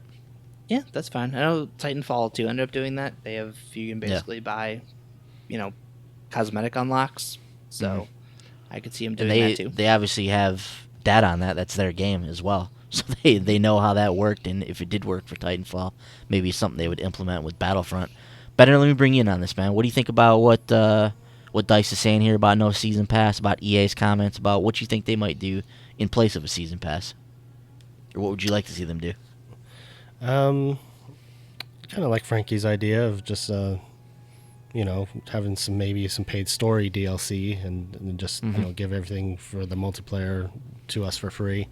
That'd be interesting because, a lot of times the season pass is just like, I don't know, if you don't get the season pass, you're kind of being nickeled and dimed with all these little, tiny bits of content. Yeah. I think, I think it's smart. I'm sure they're going to figure out some kind of way to make money off of us if they're not doing a season pass. But I guess we'll have to wait and see. But it'd be an interesting idea to have that some paid story DLC. Yeah, for sure. Cool. Right on. One more note here: offline local co-op will be exclusive to consoles, so you actually be able to play a 2-player couch co-op if you so choose on the console versions of the game. So once again, November 17th, we'll see the Battlefront 2 release date. What do you think about that release date, guys? Frankie, is that a good date? Absolutely. I think Destiny's the only thing I plan on buying before that, so play Destiny for 2 months, hop on a Battlefront. All right with me? Yeah. This is pre-Black Friday. This is towards that like busy season of the fall. Bender, you okay with this release date? Yeah, sounds good to me. Yeah. Cool. So we'll have November 17th. This will give us probably roughly a month or so to get ready for The Last Jedi as well. So we'll be able to jump in there, play some games, get hyped up for Star Wars, and then go see the flick. So, awesome. So Battlefront 2, cool reveal. I believe the live stream reveal is online as well. So if you want to go relive the moment or see the reveal in person, go check that out. There's some cool information in there as well. Now, we're going to take a quick break here. We're going to come back. We're going to talk some Nintendo, and we got lots of other stuff to discuss. So we got some music here from Ruel Ethan. Check him out on Twitter at Ruel Ethan. And we'll be right back.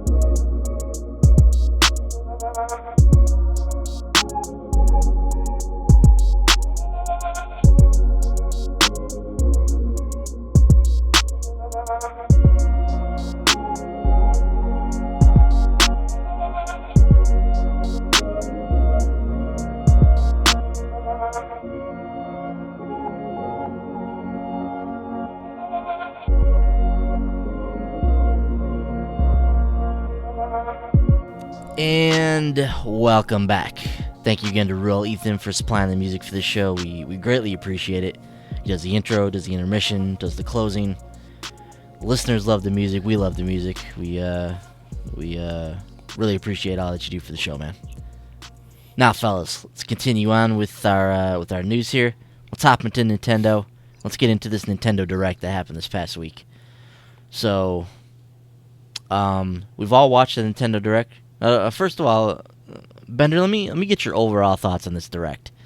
It was interesting in that they pegged it as a Direct focused on Nintendo Switch, and then they spent the beginning of it talking about the 3DS. So, let me get your thoughts on the kind of the time they devoted to that machine and the games they still continue to churn out and make for this thing. And let me get your thoughts on the Nintendo Direct as a whole. Is this good, bad? What do you think? I thought it was fine. There were a few announcements that I thought looked pretty cool. A few things they showed that I'm excited about. But I mean, I thought it moved very, very fast. Like there was one announcement after another. Literally like 30. I mean, not even 30 seconds. Like 15 seconds for some of these things. They're just like, hey, there's a game. Let's get on to the next one. Yeah, and with the whole 3DS stuff, I mean, there is stuff that they showed that I was like, oh yeah, I forgot that was coming out because I haven't thought much about my 3DS since the Switch came out. Yeah, and I also thought with some of this stuff like, man, I want to play that game, but I wish it was coming to Switch. Yeah, like the whole Pikmin game. Ever Oasis is another one for 3DS that's coming out that I'm interested in checking out. But it's like, man, I wish it was coming to Switch. So I don't know. I'll probably get a couple of those games. I'll probably get Pikmin, but I'll just have to find time to play it or take my 3DS to work with me instead of my Switch one day or something. I don't know. and Pikmin's a 2D platformer, right? Yeah, very, very different than the other Pikmin games, so that'll be interesting. So yeah, I don't know. It's overall I thought it was a decent Nintendo Direct. I mean, not great, but not bad. So, Gotcha.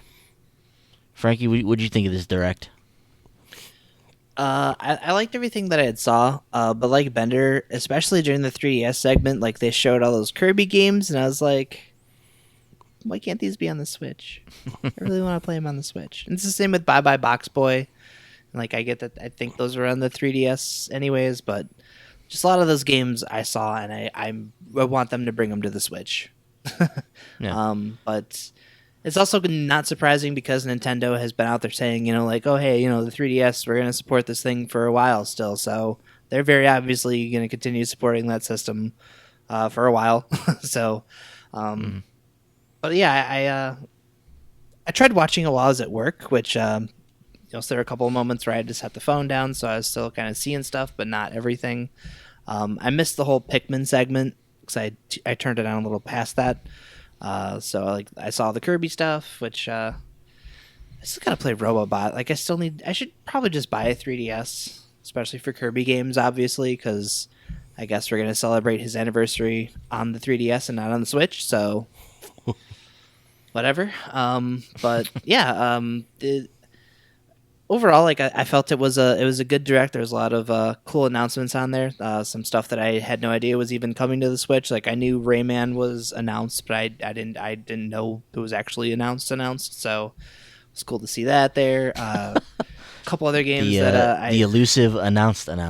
Not many games get that. Yeah. So. Yeah, I was actually kind of surprised to see Payday 2 on there. I had no idea they were bringing that to the Switch. It's strange. Not even all the DLC, it's just some of the DLC apparently, which whatever. But yeah, it was good, really informative. A couple of the Switch games that I wanted dates for, we got dates for. It was a good time. Do you think it's weird that they have 3DS games like Kirby, who's one of like their standout stars, like only coming to 3DS? Obviously, they've been developing Switch for a long time now. They know that they're developing this new hardware. They know it's going to be a portable and a home console, and the stuff that you play on 3DS is probably going to play really good on a handheld. Is it weird that they're not at least developing a concurrent Switch version of this, or have something, in that respect? Yep, totally. Especially since Iwata was so involved with this. Obviously he was involved with Kirby. Mm-hmm. Bring Kirby to the Switch. What are you doing? Bender, one of the things that we heard about the Switch prior to its launch was that one of the things I was most excited about was the fact that all of their developers are going to be working on one machine. Like, when is that going to be a reality? Like, when is everybody going to be working on one machine? Is this something where we're going to have to wait 2 years down the line, or what do you think, man? I don't know. It's like I said before. I think they're going to let this. They're going to support the 3DS for a while, and I think like you've said before, that they're probably not ready to just go all in on the Switch until they're sure that it's going to be successful. Because if they ditch the 3DS too early and then the Switch fails, then they're kind of out of luck. So I think they're going to planning on supporting the 3DS at least for another year or so, I would guess, and then they're going to kind of let it phase out slowly. So that's what I would guess.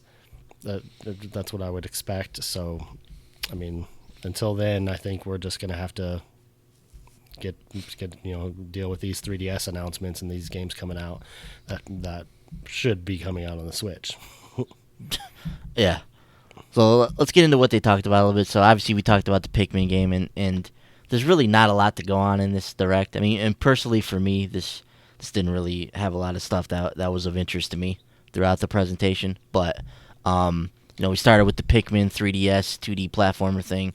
It looks cool. We had the 3 Kirby games. One of them's the free one we talked about in the new releases, Team Kirby Clash Deluxe. They have Kirby's Blowout Blast coming to the 3DS, and they have another mysterious Kirby game that's some type of a multiplayer game that's coming this holiday season, which they didn't show us anything of. They just showed us a sentence on a screen. And we're like, hey, there's another game coming out. Be on the lookout for it this holiday.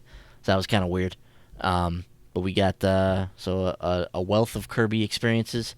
We also saw, like you mentioned, Bender, Ever Oasis, which is a pretty cool sounding, action RPG. Monster Hunter Stories, which is like Pokemon meets Monster Hunter.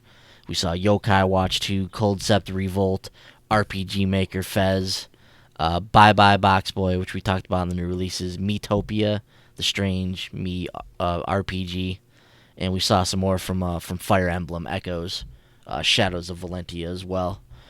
Bender, any of this stuff stand out to you from the 3DS section? Anything in particular? Like I said, the Ever Oasis looks like a cool game. It's something I might want to check out because it looks like kind of an Animal Crossing game mixed with a Zelda game, where you go out adventuring, you explore dungeons, but then you take the treasures you find, you go back to your town and you like build up your town, and get new residents and stuff like that. So that sounds like it's got kind of combining aspects of two games that I really like. So that's something I might be interested in. And then the Pikmin game, obviously, and those were the main two I think that really stood out to me. Yeah, Ever Oasis has a release date now, June 23rd, so we know when that's coming out. Some quite the pedigree on that game. So we've got Koichi Ishii, who's the creator of the Mana series, Secret of Mana series known as Seiken Densetsu in Japan. That's an excellent series, which I really, really liked on the Super Nintendo. And it's developed by Grezzo, who previously worked on the Ocarina of Time and Majora's Mask remakes for 3DS. So some talent over there that has potential to be a really cool game when it comes out. All right, so moving on from the 3DS, we got some new amiibo. Yay. Cloud, Corrin, and Bayonetta. I guess they're coming this summer. We saw a Pikmin amiibo. There's some other amiibos sprinkled in throughout this as well. If you guys want to wax poetic about that, you can. I don't give a shit. So, did you play Creator Cloud then? Or? Nah, man. I didn't. Until an amiibo does something useful, I just can't care. They look really great on your pretty shelf. useful stuff in Zelda. They rain meat, right? Well, you get cool items that you get, like Link's tunic from the other games. I've got the. Look at this thing. Just look at it. Does Link's tunic do anything? Well, it's like a piece of armor or a piece of clothes, just like any other piece of clothes. But it's his tunic. I mean, it's Link. I mean, yeah. Why doesn't you he can do have the anything? Twilight Princess outfit. You can have the Ocarina of Time outfit. You can have the Wind Waker outfit. And some of the weapons from those games as well. I've got the sword from the original Legend of Zelda from NES. You have a Guardian amiibo there. Mm-hmm. A Guardian amiibo here. I just want to know about the meat rain. That's really all I'm concerned about. There's plenty of meat rain. I just want to know how the meat rain works, because that's what I think looks awesome. All right, so moving on from amiibo. So what is that? Summer, June, July, or whatever. You can get the rest of the Smash Brothers amiibo. There's they had some other Zelda amiibo too, right in there. Yeah. Oh yeah. Yeah, for Majora's Mask, Twilight Princess, and Skyward Sword. So new Link amiibos. Will those be compatible with Breath of the Wild? Then they'll do something in there, I guess. Probably. Safe bet. I believe so. Yeah. Okay. What do you think they would do with those? It's probably around when the first DLC pack's coming out, I'm gonna guess. So I assume they'll be somehow included in that. Oh, maybe you'll get the Gale boomerang from Twilight Princess. That'd be cool. Shoots out tornadoes. That could be useful. Sweet. Yeah. That'd be great. Always nice to command tornadoes. And one of the biggest things we saw, clearly this presentation was designed around ARMS and Splatoon 2. Like those were the two stars of the show. Everybody else got 15 seconds of airtime, but ARMS and Splatoon 2, they spent several minutes going over these. Mm-hmm. And we now have a release date for ARMS, June 16th, 2017. We saw some new characters, we saw some new mechanics and moves and things in this trailer. Bender, are you more excited for ARMS now? Are you less excited for ARMS after you've seen this? We saw the 2-on-2 battle mode unveiled now. Now that we have a release date of June 16th, where are you at on ARMS? Is this something you have any interest in? I don't know. I'm kind of on the fence about it. I like that I like the fact that it's a new IP from Nintendo. I like that they have really unique characters. I think the characters look cool. I like the art style. I think the game looks really cool and colorful. I just don't know if it's going to be something that I'll really want to play, or something that'll keep my interest. I definitely won't be playing with motion controls if I do play it, because that's how when I tried it out at PAX. That's how I played. That's how you had to play it. I would like to try out the traditional controls. If I play it with a controller and it really clicks with me, then I'll definitely want to get it. But hopefully they'll have a demo or something where you can try it out with just the regular controller, like the Pro controller. But I just don't know if it's something that I really am gonna get into. I don't know if it interests me enough to buy it. Yeah. Where you at on ARMS, Frankie? I mean, they've positioned this as an option for Evo, so part of me is like, this looks so simple. You're just hitting, you're just punching. There doesn't look like there's too much more to it than that. But the fact that they considered this for, like Evo or one of these big fighting game tournaments makes me think maybe there's more under the hood than I think there is. But after watching this trailer, after watching the reveal for ARMS and the release date, more or less interested in it. Where are you at in this game? So I already wasn't really interested in it after it was announced. Now, after what we saw the other day, I'm not buying this game. They just completely shut me off to it. It had like that esports commentator nonsense. So I don't even like the commentator in this game. Biff the commentator, Mod Nation Racers too. Like, why are we naming all the commentators Biff? Biff the commentator? I don't know. I don't know. I just I did not. I could not get behind anything I saw on that stream. You have like this lady like charging like a dragon arm thing. You have like interchangeable. You can change out the arms on your characters. So there's different types of arms that do different abilities. Different things. Like, I don't know. I'm not interested anymore. To be fair, like they were considering Windjammers for Evo, so I don't think the bar is all that high to be considered. Yeah, I guess not. I just feel like I don't even look at this as a fighting game, Like that just doesn't even speak like fighting game to me. But, yeah. So I don't know. I'm kind of with you guys. ARMS just doesn't do much for me. something my kids are excited about though, and they can't wait for this game. So I guess Nintendo's once again got a hold on that crowd at least. So once again, June 16th, this game will be out. I'm gonna have to see some more from this or hear something about it before I get excited about it. But right now, I'm just have little to no interest in this game at all. But Nintendo's putting a lot of stock in this. It got a lot of floor time at the reveal event for the Switch. Got a lot of floor time in this Nintendo Direct. So clearly, they think that this is going to be a big IP for them. We'll see how it pans out. We also, alongside the Switch, we saw what I'm sure to be the first of many new colors for these Joy-Cons. We got these neon yellow ones, and of course they're $80, so they're gonna stay right there on the shelf as far as I'm concerned. So I don't know. I mean, are we gonna see these things like every 2 months? We're gonna see a new color for these. Probably. Is this just the beginning? Yeah, I imagine so. Yep. If it's for a game that they really want to promote or push, they'll probably come up with some sort of new Joy-Con color or design. Now, if they came up with a cool one, I would consider getting it. If it was like a cool like Zelda one or something. For $80? I don't know, maybe. It's $80 cool? I think Man. if they redesign make a bundle with the grip that also redesigns the grip as part of the design, I'd maybe also consider it. Maybe. But I can't buy these different colored Joy-Cons and then put them on the system or even in the grip. They don't match. It drives me crazy. Yeah. So I didn't understand the bundle that they did. Like, why would you want a blue, and a red one? Just give me 2 blue, 2 red. Like, why one of each? What are you doing? I think they did it so that you could differentiate between player 1 and 2 or whatever, but it's like I don't ever want to even use those by themselves in terms of my Switch, so Yeah. that just has no value for me. Yeah, so if you are jonesing for some new colors, the neon yellow is sure to be the first of many new Joy-Con accessories, and yeah, with these things being detachable and modular, like I can just see they're gonna nuke us on these. I'm just waiting for the one that redesigns the D-pad. Probably alongside Street Fighter, they'll bring it out like, hey, this is the fighting game Joy-Con.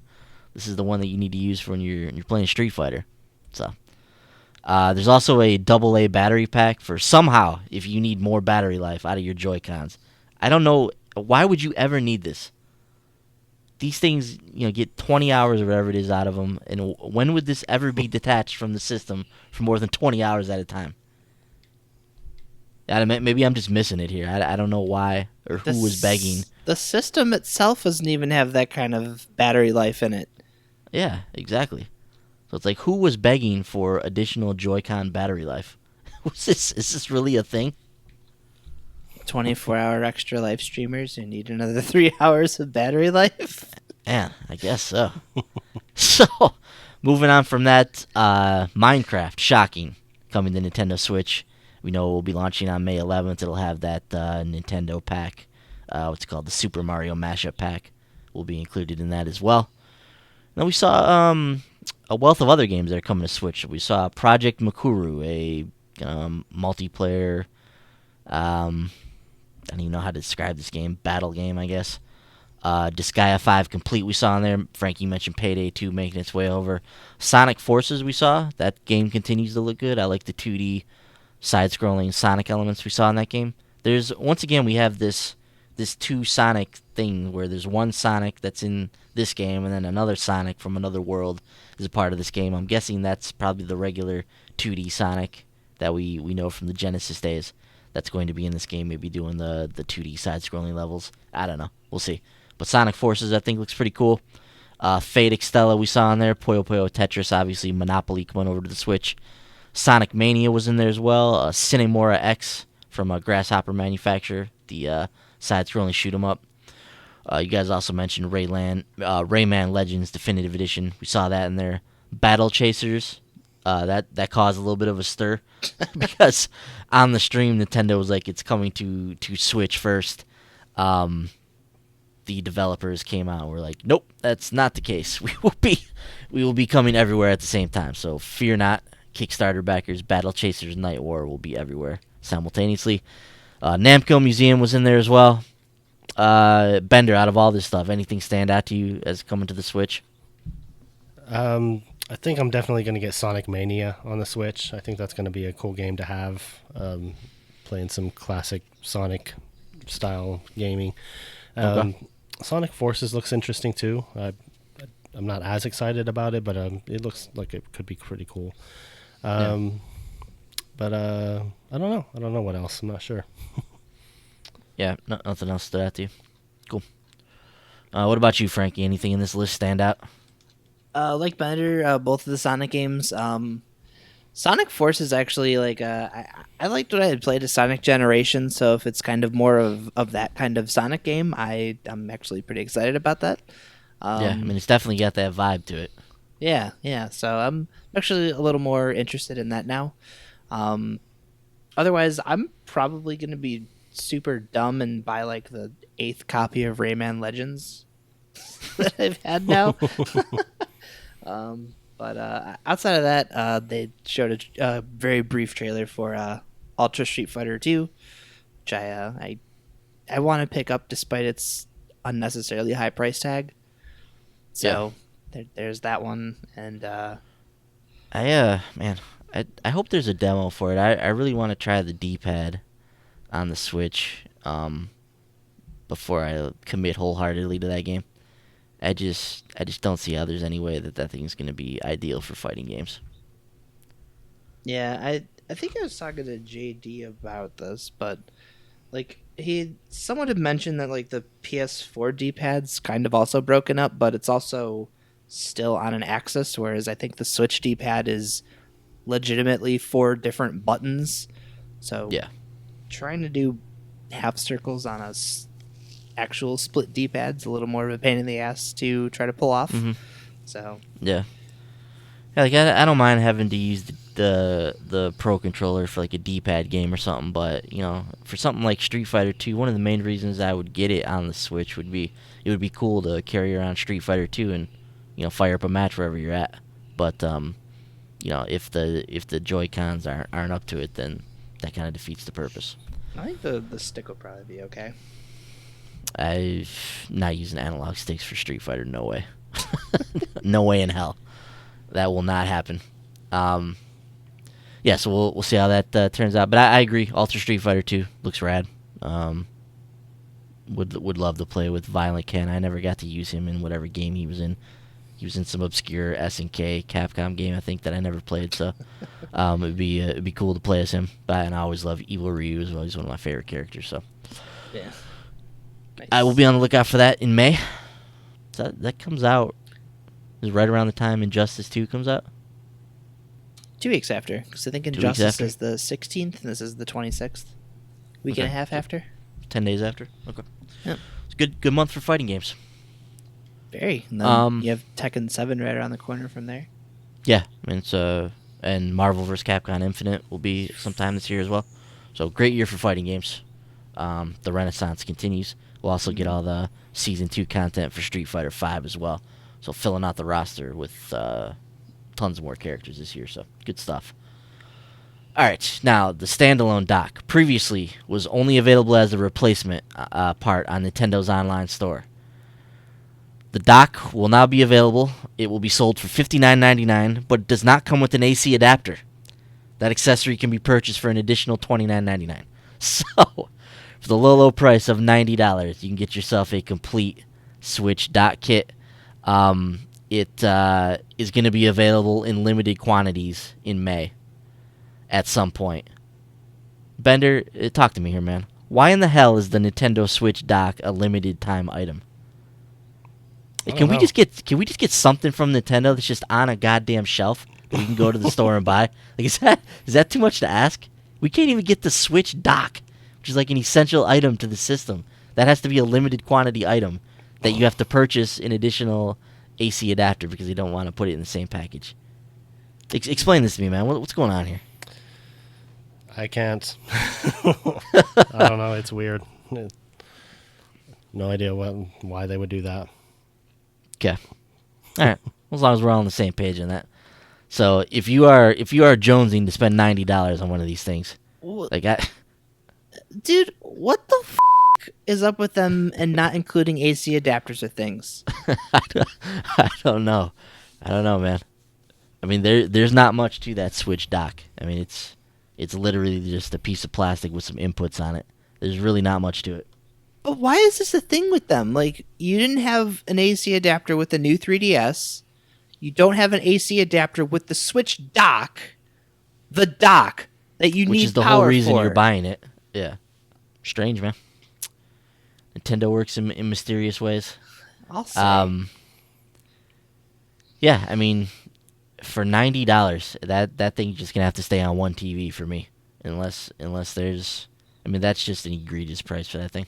I mean, we talked about it when the accessory prices came out, but man, $90 is insane. So that's the dock, and then the big finale of the Nintendo Direct was the Splatoon segment. So we saw this new mode, Salmon Run, I think it's called. It's like a horde mode, basically, in the Splatoon universe. Looks like it could be cool, but once again, I just find it hard to get excited about Splatoon 2. It's got a release date now as well. Splatoon 2 will be out July 21st, so almost a month after ARMS, exactly, a few days more.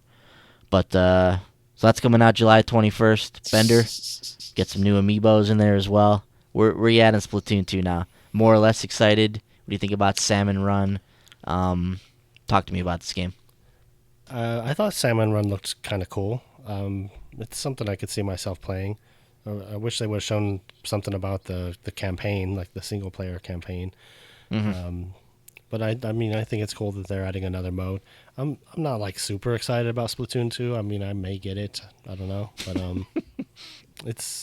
it looks like it could be fun. I don't know.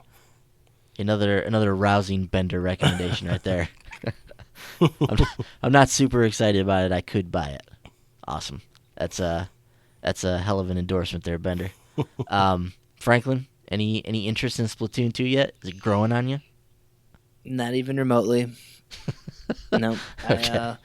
I might like wanna. It'd be a game I would consider like renting or something to play through the single player, because that part of the original Splatoon was actually kind of cool, despite its really annoying dialogue stuff. Mm-hmm. Oh, God. But yeah, like getting to play that would be cool. But I'm not gonna touch the multiplayer. I don't. It didn't do anything for me on the Wii U. It's not gonna do anything for me now. So JD will have something to look forward to on his birthday, I guess. I don't know. You're not fresh enough, bro. I'm not. Isn't that what the Splatoon kids say? Mm-hmm. Yep. Sure do. They're not wrong. All right. So that's gonna wrap up the Nintendo Direct. There's a million games in here that they talked about, but there just wasn't a whole lot there for me that I was really interested in. So, this is what it is, though. Let's move on from there. Now this is a story, and this is the most Nintendo story of the week. But Nintendo has discontinued the NES Classic. What? Promptly before anybody could get their hands on it. So this is really strange. I mean, they literally created a system that just millions of people wanted. Like, they wanted to get this thing, relive their NES days. And this was something that millennials and people who had an NES back in the 80s, like, this is something they were excited about. Cool. I'll get this thing, plug it into my TV. I can relive some of my favorite games, 30 games on one thing. This was something that people were loving. They couldn't keep this thing on shelves. They couldn't even ship this thing to shelves. That's how crazy it was. So Nintendo's got this super hot product everybody wants to get their hands on. So they decide, in whatever boardroom they sat in when they decided this, that their best course of action was just to pull the plug on this thing. Sure. I mean, it makes sense, right? Here's Nintendo's statement to IGN. Throughout April, Nintendo of America territories will receive the last shipments of Nintendo Entertainment System, NES Classic Edition systems for this year. We encourage anyone interested in obtaining this system to check with retail outlets regarding availability. We understand that it has been difficult for many consumers to find a system, and for that we apologize. We have paid close attention to consumer feedback, and we greatly appreciate the incredible level of consumer interest and support for this product. Bender, what the hell's going on here, man? I don't know, man. It's It's pretty crazy. You know, have you ever heard anybody that canceled the product because too many people wanted it? I mean, that just defies logic, right? Yeah, and I never got one of those because I was like, yeah, I'll get one later. I was waiting for the demand to die down. I was like, I'll get one later. I'm sure they'll be available, and now I probably never will. And that kind of sucks. That's disappointing. So I have no idea why they're doing this. That's insane. Additionally, an additional representative told IGN, NES Classic Edition wasn't intended to be an ongoing long-term product. However, due to high demand, we did add extra shipments to our original plans. Now, this is shocking to me because I feel like when they created this, they had to know that people were going to be interested in this, right? They had to know that the nostalgia of the generation that grew up with NES, with the NES system, like they were going to go bonkers for this and they were going to be excited about it, right? Mm-hmm. They had to see that. Like, we could all see it when this thing was announced. We were like, man, this thing's going to be huge. People are going to love this. $60, 30 games, plug it into the HDMI. Bam, you got classic games from your youth on the TV. So for them to be like, this wasn't intended as a long-term product, and basically like they didn't see the demand that was going to be out there for this thing, that's just an egregious error that I just can't understand at all. Frankie, what is this, man? What is going on? I'm gonna go ahead and guess that the Kaz Hirai Twitter page, which is my favorite Twitter account, I think. Yeah, he did have a great response to this. He did. It was awesome. It was something along the lines of Nintendo had a meeting and decided to discontinue the NES Classic so that Reggie could list the rest of them on eBay. Yeah. Yeah. It was basically like Nintendo's going to take their supply and just sell them on eBay themselves and just reap the benefits of it, which was awesome. But I don't get it. I really don't get it. Yeah, we hear you. We're canceling them. Yeah. Sorry. We have paid close attention to consumer feedback, and we greatly appreciate the incredible level of consumer interest and support for this product. We appreciate it so much that we're canceling the product and never making it again. That's how much they appreciate it. I mean, this is Nintendo. They've been making systems for a very long time. You'd have to think that, man, this thing's in really high demand. Let's go to our manufacturing plant and ramp up production on this, or start producing them again if we didn't anticipate this. Which I still call BS on that. They had to know this thing was going to be huge. But yeah, so not much more to say about it than that. Just a very, very strange story. Don't know why you take a product that so many people want and just discontinue it. That just seems like you're just giving away money. But, this is Nintendo being Nintendo, I guess.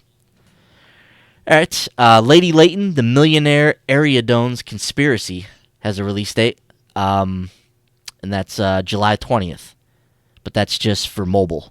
So that's the worldwide launch date. It will launch on that date on the 3DS in Japan, but we do not have a Western release date for that yet as well.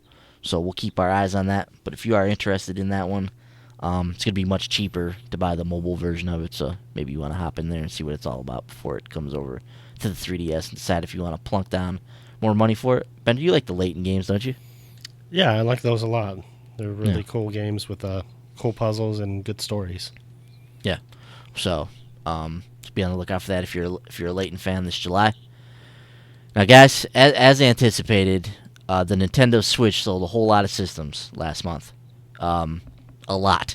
So, and there's some really interesting figures here. So, Nintendo has revealed that the Switch sold 906,000 units in its 28 days on sale in North America.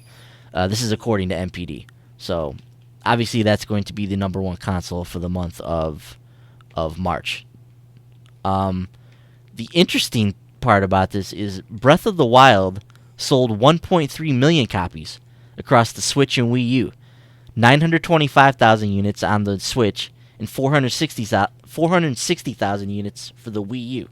Now, Bender, I'm no mathematician, but if 906,000 Switches were sold and 925,000 copies of The Legend of Zelda on Switch were sold, that number doesn't seem to add up, right? There weren't enough systems to play the game on it. So They claim that apparently the more than 100% attachment rate on this product was due to the fact that people were purchasing the game but not able to get their hands on the hardware, or that people were buying multiple copies of the game via a special edition or something like that. Now, this is crazy. You know what? I was half joking when I said I expected Breath of the Wild to have a 100% attach rate on the Nintendo Switch. Not only did it have a 100% attach rate, it had more than 100% attach rate, which is insane. What do you think about that, man? 925,000 copies of the game and only 906,000 of the system. That's 19,000 more copies of the game were sold than the actual system. Yeah, that's crazy. I guess it's like you said, people bought the game who weren't able to actually get their hands on a system. I was going to say, like, oh, well, maybe people bought multiple copies for people to play their own save files, but you can start your own profile and play a different save file on the Switch. So that would make sense for people to buy multiple copies for that reason. Yeah. So I don't know. I don't think I've ever heard anything like that. Yeah, that's insane. What do you think about that, Frankie? What do you think about these sales numbers, dude? I'm going to go ahead and guess that a lot of people double dipped on editions of the game that finally became available after launch. Also, I'm going to guess a lot of people are expecting to get a Switch in the foreseeable future and just wanted Zelda since that was the only thing they could get on launch. I guess so, man. But that's awesome that it's off to a hot start. I hope that the success continues for them as more units hit the store shelves. I know that they're still not being stocked in stores because they're gone before they even get there anymore. But that's great. Yeah. I'm happy for Nintendo that they seem to be off to a really strong start for the Switch. Bring the Kirby games now. Yeah, we'll see what becomes of that little cream puff. But according to Nintendo, this obviously makes Switch one of the fastest-selling video game systems of all time.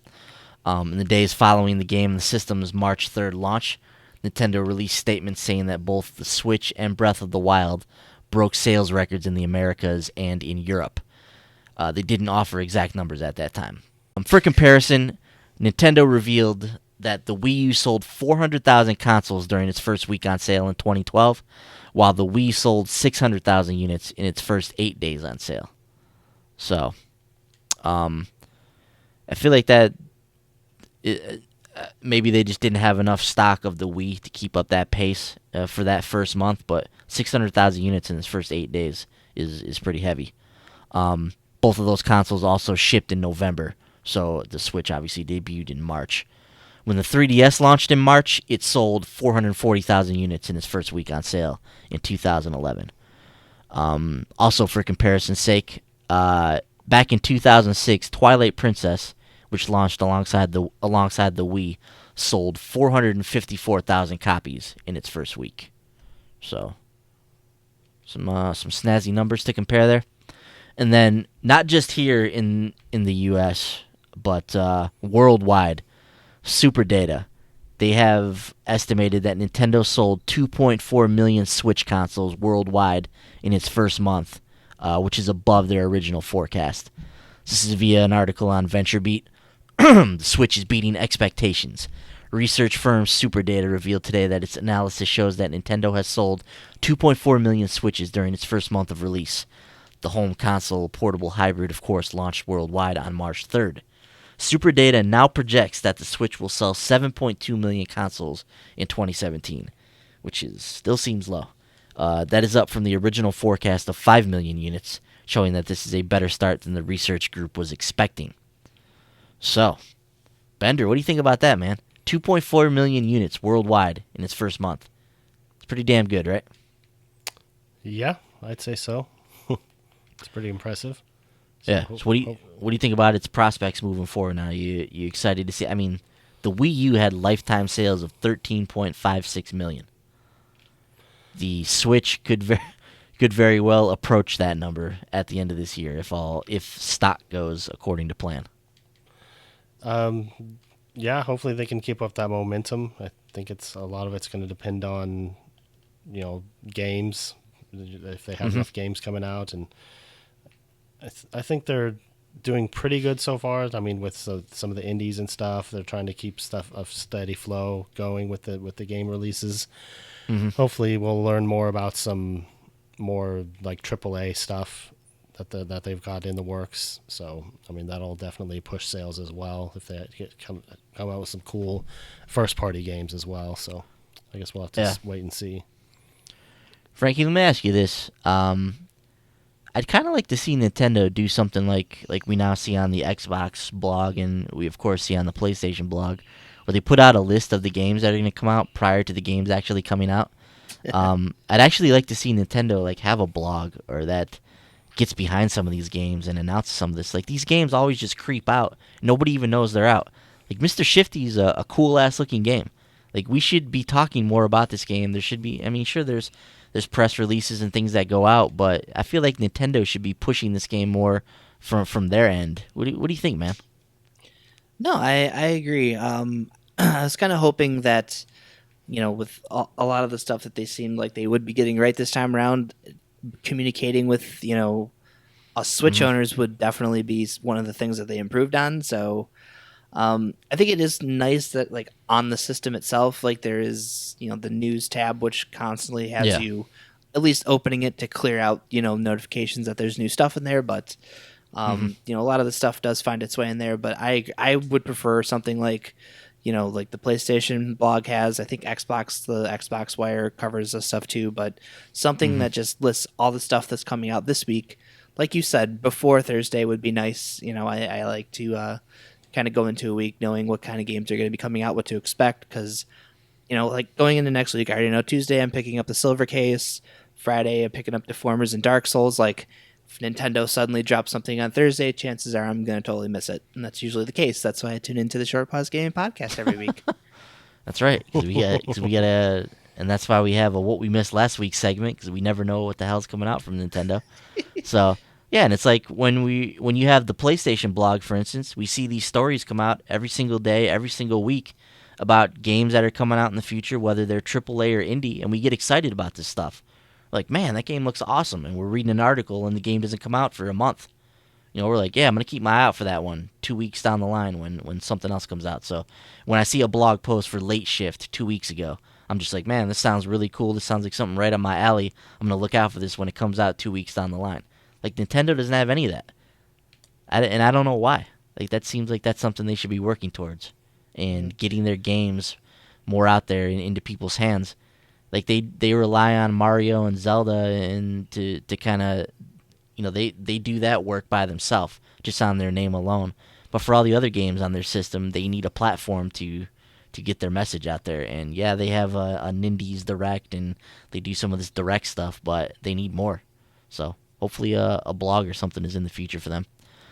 Would love to see it. All right, so that's going to do it for Nintendo. Let's get into some Sony stuff now, guys. And we have a release date for Uncharted: The Lost Legacy. It is now releasing on August 22nd, which of course is the same day as Shadow of War. That's going to be a very busy and epic day indeed. We also saw a new trailer for it. I did not watch the trailer because I don't want to see any more from this game. It's Uncharted. I already know I'm going to buy it, so I don't want to see any more from the story on it. Bender, Lost Legacy, August 22nd. Well, before I go to you, man, the other thing we're hearing about this is not a normal piece of DLC. This and Naughty Dog talked about this, where they were worried about doing single player content for Uncharted because something like this could happen, where maybe this was a piece of content that they wanted to be like 2 or 3 hours, and now it's just ballooned from there because they don't know how to just make a small piece of content when it comes to Uncharted. So there are projections that this could be as long as 10 hours in terms of the experience here. So that would make this longer than the first Uncharted game. So so this is going to retail for $39.99. You can obviously get it through Best Buy or Amazon for $31.99. So if you have the digital deluxe edition of Uncharted 4, the Explorers Pack, or the Triple Pack, Uncharted: The Lost Legacy will be included as a digital download at launch as part of that package. So that's awesome. If you do pre-order the game, you will also get access to the original Jak and Daxter PS2 Classic, which is a game I really liked when it was out on the PlayStation 2. So, Bender, August 22nd.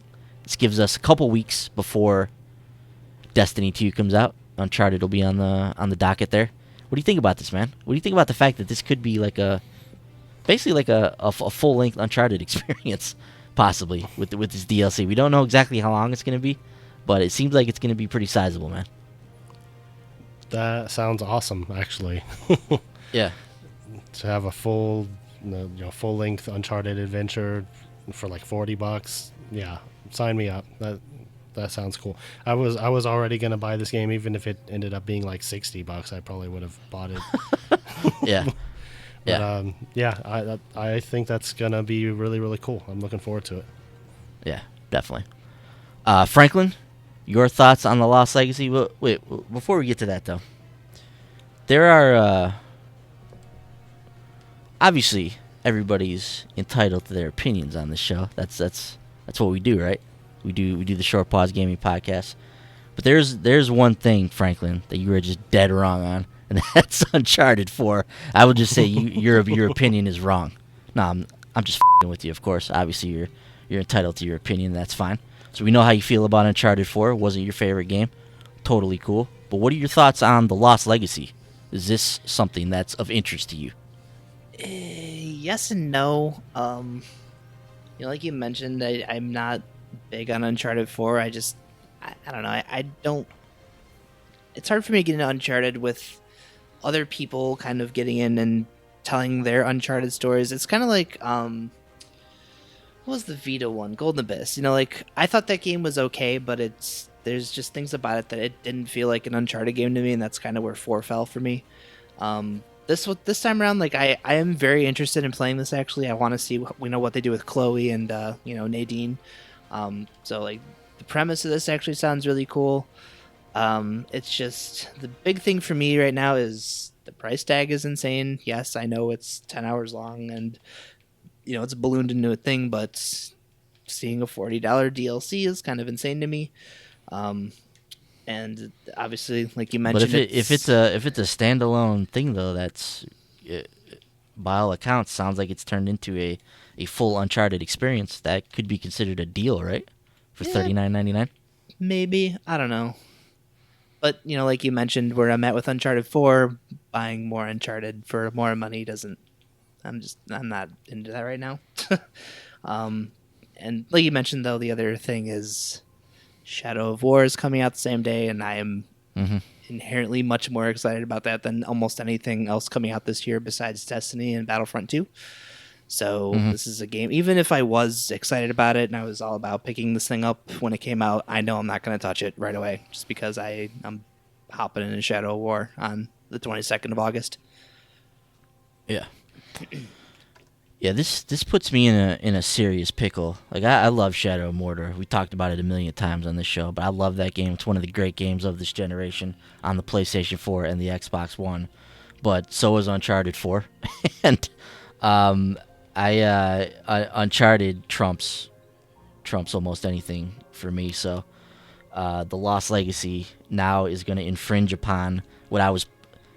My plan was set, Franklin. All right, I was gonna play Shadow of War for the 2 weeks before Destiny 2, and then everything was gonna be cool. But now they've just come along, thrown a wrench in my plans. I was really hoping this was coming out earlier in the summer. I was hoping this was gonna be like June, July, or something like that. But now we got this late August release date. It's the same day as Shadow of War, and now I'm gonna have to play this before Shadow of War, and I don't know what becomes of Shadow of War then. See. And we'll touch on this problem for me more in a minute with the next thing we're going to talk about, but that would still be a problem for me too, even if I was picking this up, looking at Shadow of War, knowing the time commitment that's going to have to go into that, knowing the amount of time I'm going to have to game between that release and Destiny 2's release and something else that's also coming out in between these two on top of this. even if, like I said, even if I was picking this up, I don't know where I'm gonna play it. I don't. Like I like you. Like if this was something I was gonna be playing on day one, it would have to have come out at the end of July, at the very latest for me. Man, so Naughty Dog had to come along and put us in a pickle. But yeah, this sounds incredible. Looks great. I can't wait to play as Chloe and see her relationship with Nadine. I think that's a really, really interesting dynamic that I can't wait to explore. Yeah, I love the Uncharted series. I actually thought they got better with each one. So Me thought too. thought 2 was better than 1. I actually thought 3 was better than 2, and 4 was the cream of the crop, man. So I agree with you on that, boys, and I think you and I are in the minority on the 3 is better than 2 camp. 3 is better than 2. Yeah, because everyone's definitely. always like, no, 2 was the best. It was like 2 was awesome. Don't get me wrong. Yeah, I just like 3 better. I think they've improved with each one. Yeah, let's talk about that for a minute. I mean, 3 had there was a couple weird story beats in there, but I just feel like they just took the action to the next level. That that scene towards the end of the game where you're riding on those horses and you're leaping from horse to horse, that's like one of the great action scenes in gaming. Like I love the way that game starts with the bar brawl. It reminds me of the beginning of like Temple of Doom or something. It's got like that kind of feel to it. Just this kind of really adventurous thing. I love the history with Sully in that game. I love the young Drake stuff in there. Just the stuff on the boat on the sea. There's just some really epic, just really crazy stuff in that game, and I loved it, man. I thought they just took it to the next level with that one. Yeah. Plus, I hated the boss battle at the end of 2. Oh God, yeah. Lazarovich and shooting the blue sap. Lazarovich, yeah. That was so annoying. I did not like that. So I could totally see that argument. I'm of the camp where I think 2 is the best game, but I did really love 3 as well. Loved it. Like any day of the week. When that came out, when I was playing through it, you could have put those 2 like side by side, and depending on the day, 3 is better than 2. But I think the thing that I really enjoyed about 3 personally was the co-op. Actually, that's the one part of 2 that I thought was kind of felt 3 did a really great job with the co-op stuff. I think 2 had the better multiplayer, and I think I just liked the pacing of the story in 2. And I don't know if I don't like. I don't want to say I don't like them, but I like when I'm playing Uncharted. Like I don't necessarily need like the big bombastic action sequences like you have a lot of in 4. You have, like you mentioned, in 3. But it's cool as hell. Don't get me wrong, but I also like kind of like the sound. Like there's in 4, like one of the moments that I really enjoyed was minor spoilers, but there's a point where you're with Elena, and their relationship in this game kind of takes a hit because of her, certain things that Nate's doing that Elena, maybe doesn't know about. So like they have like this conversation though while you're driving, and like that's the stuff in Uncharted that I enjoy. And I felt 2 was really like a lot of exploring. Like you obviously Chloe debuted in Uncharted 2, like so, she comes into the picture. You have Elena. He had I think what's his name, Flynn was in 2 for a while. Or was Flynn 3? I always get these 2 mixed up. I think he was in 2. Yeah. Flynn, you talking about the camera guy? No, the other thief guy who was with. Yeah, yeah. Yeah, because I thought you ended up on. Was he in 2 as well? I think so. Oh, I don't know. Maybe. I think he was only in 3. Maybe I'm mistaken on that. I need to replay these. That's what this really boils down to. Is I need to replay these games. But by the way, Uncharted Collection $7.99 on PSN right now. I mean, if you don't have that, please buy it for $7.99 on PS4. Oh yes, the remasters are incredible for that game. By the way, Blue Point did a fantastic job. Indeed, they always do. I love them. Yeah. But part of it too, Frankie, is that correct me if I'm wrong on this, but Uncharted 2 was your first Uncharted, right? No, I played them in order. Oh, okay. All right. Well, it was your first platinum trophy, though, right? Yes, it was. So maybe that has a bit of special meaning to you because of that reason. It's what set you off on this trophy path. A little bit, but like also I played a shit ton of Uncharted 2 multiplayer. even past getting the platinum, like that's the game that I played religiously up until I got addicted to Bad Company 2. Like I was on Uncharted 2 every single night, and it was like it was the only game I've ever like played multiplayer wise where I was actually really damn good at it. So, but yeah, I just oh really? I like totally could sit here and see that argument where 3 is better than 2. Like that one, I won't debate too much. I just don't think Uncharted 4 is a good Uncharted game. Well, I will agree to disagree with you on that, sir. Because to me, Uncharted 4 was the best performances from the cast in the series. It was I thought the story was excellent. I loved everything with the characters. The action sequences were incredible. Just it was fun to play. I loved the stealth sequences. Just thought it was a great game, man. Really that was great game. Another minor thing that kind of irked me was, I think when they were talking about it at the PlayStation Experience, when they first showed like that's the stealth stuff, they're like, yeah, Last of Us crouching in Uncharted, and that was not Last of Us crouching. That was Rise of the Tomb Raider's crouching system, the auto crouching system. Because Last of Us had like a dedicated crouch button. Mm-hmm. This didn't have that. Dirty liars. Well, I'm sorry. I'm sorry. The crouch button threw you awry. But yeah. So we shall agree to disagree on that one. I think it's a great game. And we'll move on from there. So August 22nd, The Lost Legacy will of course put us in a pickle. All right. Now something that Frankie loves is Yakuza. And we now have a release date, which is a week later. So 1 week after Uncharted: The Lost Legacy and Shadow of War, Yakuza Kiwami hits the West on August 29th.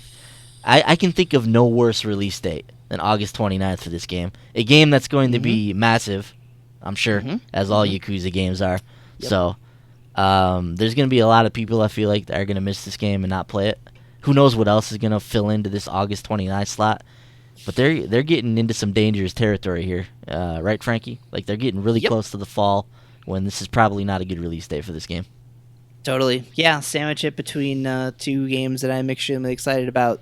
2 games that are going to take a lot of time. Not only you, life. but a lot of people are excited about.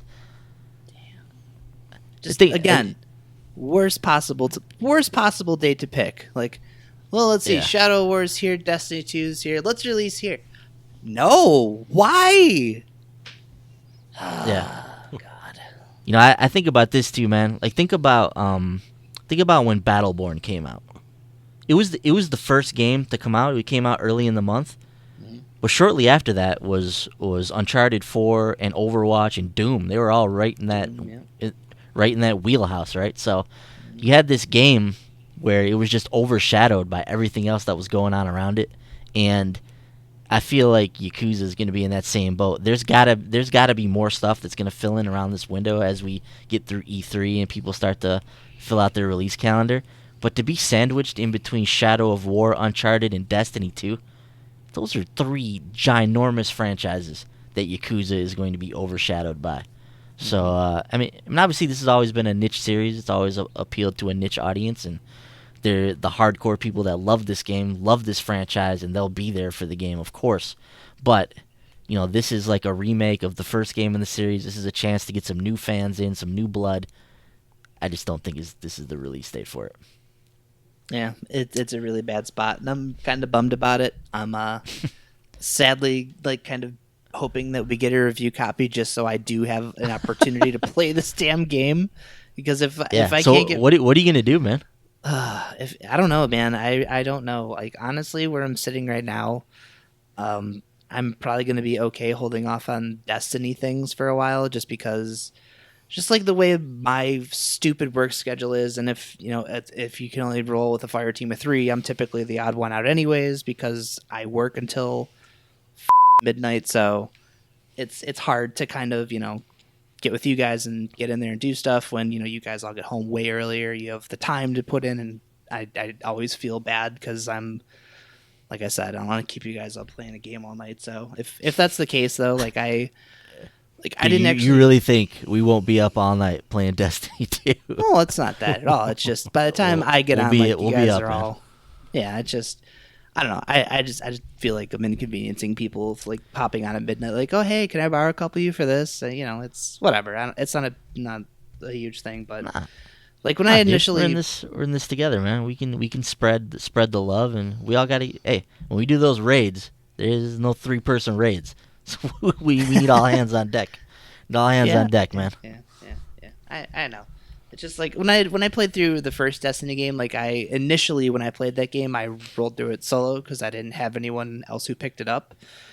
Jamie ended up buying it closer when I was almost done, so I did like go back and play through some of the stuff with him. But like Destiny solo and Destiny with friends are two vastly different experiences to me. So if it means putting off actually playing through the story stuff in Destiny, hopefully not compromising being raid ready, but whenever the first raid for Destiny 2 drops, like I'm okay like pushing Destiny away a couple weeks to try to squeeze Yakuza in, because like I mentioned earlier this year when I got to play through Yakuza 0, like the franchise is sweet and I want to play more of it. It just everything about that game I love. So I want to hop into Kiwami.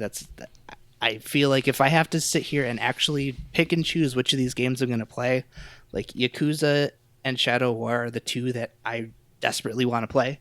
And Destiny, Destiny's going to be there. I know I can get in there, hop in with you guys if need be. You guys will help me, get through the stuff if I'm not leveled up enough. Just like last time, I finally got in there, started to do some Nightfalls with you guys, and was rolling in there with like no exotic weapons, and so I'm not that worried about it. But it's just like looking at these two games, two franchises that I am a big fan of, 3 franchises really, 4. Yeah, it sucks.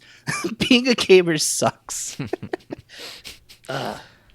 Just madness. I could just use just someone to pay me to stay home for a week to just do nothing but play games. I think I'd be okay.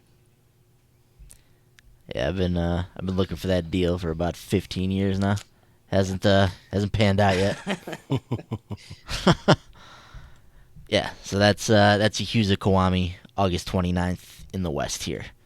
All right, let's blaze through the rest of these here. We got some new info on Nex Machina this week, and they're talking seasons and challenges and some stuff that sounds really cool for the longevity of this game. I didn't realize that they were targeting this summer with this one as well. I feel like this one's got PSN Play written all over it, right? Yeah, August 22nd release date. Yeah, dude, if they do that, I'm just gonna, I don't know.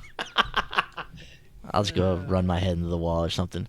Yeah, please do not release this game on August 22nd, because I'm really, really excited about this one. This looks great. Looks like more just awesome Housemarque stuff that I love. Truly, truly excited for this game. Death State is a weird roguelike shooter. It's coming out on the 25th. Dragon Quest XI had a stream this past week, and it's got a release date in Japan. We don't know when it's coming west. The interesting thing about this is they actually have a version in Japan that packs in the PS4 and the 3DS game into one collector's edition. So, which is got to be the first time that's ever happened. It's very strange. Obviously, this game is strange in the fact that it's coming to PS4 and 3DS, which are two platforms at the opposite end of the spectrum. We don't know what the deal is with the Switch version of the game, so they didn't say anything about that on the stream. But just thought it was interesting that there's a version that has a PS4 and a 3DS game in the same box.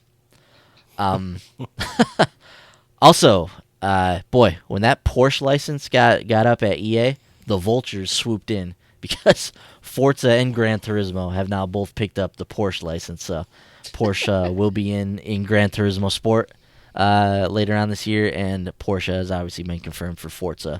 I think it was last week or the week before as well. So be on the lookout for those cars. All right, a couple more things we're gonna get through here, and then we'll finish up the show. Remedy's next game, codenamed P7. Sounds like it's coming to PS4, guys. So this is from IGN. Quote, Remedy announced today that it is working on a project codenamed P7, and its strategy is to release the title on a wider range of platforms. The studio is currently developing its proprietary game engine, Northlight, for Sony's console as a result. Now that's about as close to confirmation as there's a PS4 version of this game coming as you'll get. It's like we want to widen our horizons, and we're developing our engine for the PlayStation 4 now. So we don't know anything about this title at all, other than its code name. Frankie, what do you think about this, man? What do you think of the fact that Remedy they have a new game coming out? I don't know if you have any ideas what P7 could be. Also, what do you think about the fact that this game coming over to the PS4? Like, is this like, did Microsoft mess this up? Like, is this a studio that they should have brought into their like first party stable or tried to lock them down? The fact that they're going to be developing games and across a multitude of platforms now. I like personally, I'm happy that more people get to experience Remedy games. I think the Quantum Break, in my opinion, was awesome. Obviously, the first two Max Payne games are awesome. Like, Remedy has made some really great stuff in their day. Obviously, Alan Wake as well, which is what I kind of hope that this P7 ends up turning into. New Alan Wake. That would be really cool. New Alan Wake. That's, they've definitely hinted like, hey, we would love to make another one of, revisit Wake. So hopefully that's maybe what this turns out to be. Do they own the rights to that IP? Is that a Microsoft IP? They do? Okay. I think Remedy owns it. So cool. Yeah. But no, I mean, I think it's just like they're one of the developers. I know that they want to be on more platforms. It's just, it made sense at the time to work with Microsoft because they have this TV, initiative, all this other stuff that their platform kind of allotted them the chance to do with Quantum Break. So I think it's just kind of been more of like a strategic partnership. Like, your console lines up with the audience that we want, so that's what we're going to release on your platform. But I think Alan Wake, I think Quantum Break, like both those games ended up ultimately underperforming.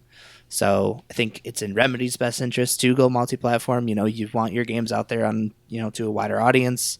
Obviously, Quantum Break and Alan Wake both came to PC. So I think that ended up helping them out, like, in a huge way, like sales-wise. I know Alan Wake definitely sold tons of more copies when it finally came to PC. So that's great. I personally, I'm excited. I want Remedy to make more games, and if they can get to more platforms and maybe get more games out in the pipeline, like, that would be great. Yeah, definitely. I mean, they're basically in the same situation that Insomniac was in, right? They had a relationship with Sony for a long time. It just it made sense for their business at the time. They made some great games together, but at some point they wanted to spread their wings a little bit. They were an independent studio, and they wanted to make games across a breadth of platforms. That's kind of where we're at with Remedy, right? I mean, they, of course, the Max Payne games were on PlayStation and whatnot, but that was many, many years ago now. For a while there, they've just been making games for the Xbox with Alan Wake and now with Quantum Break. So, yeah. So it sounds like they just want to, like you said, get their stuff out to a wider audience. Bender, you're a big fan of Quantum Break. What do you think about this news here? It's pretty exciting. Be interested to find out what it is. I hope it's a new IP. I don't know what I would expect from them or what I would hope it would be, but I hope it's something new. Because their last new IP was Quantum Break, and that was really, really good. Mm-hmm. Gotcha. Cool. So we'll keep our eye on that and see what becomes of this. They have a couple projects in development right now. So we don't know how these are all going to shake out, but keep our eye on Remedy. How big is Remedy, Frankie? Do you know? How many people work there? Any ideas? Not sure. It's a moderately sized studio, or is this talking like hundreds of people here? I think it's moderately sized. I don't think they're like ginormous. Yeah, but I think they have a pretty hefty staff. Yeah. It's also not like 5 dudes in a garage. Yeah, This is like a pretty big operation. Yeah. Cool.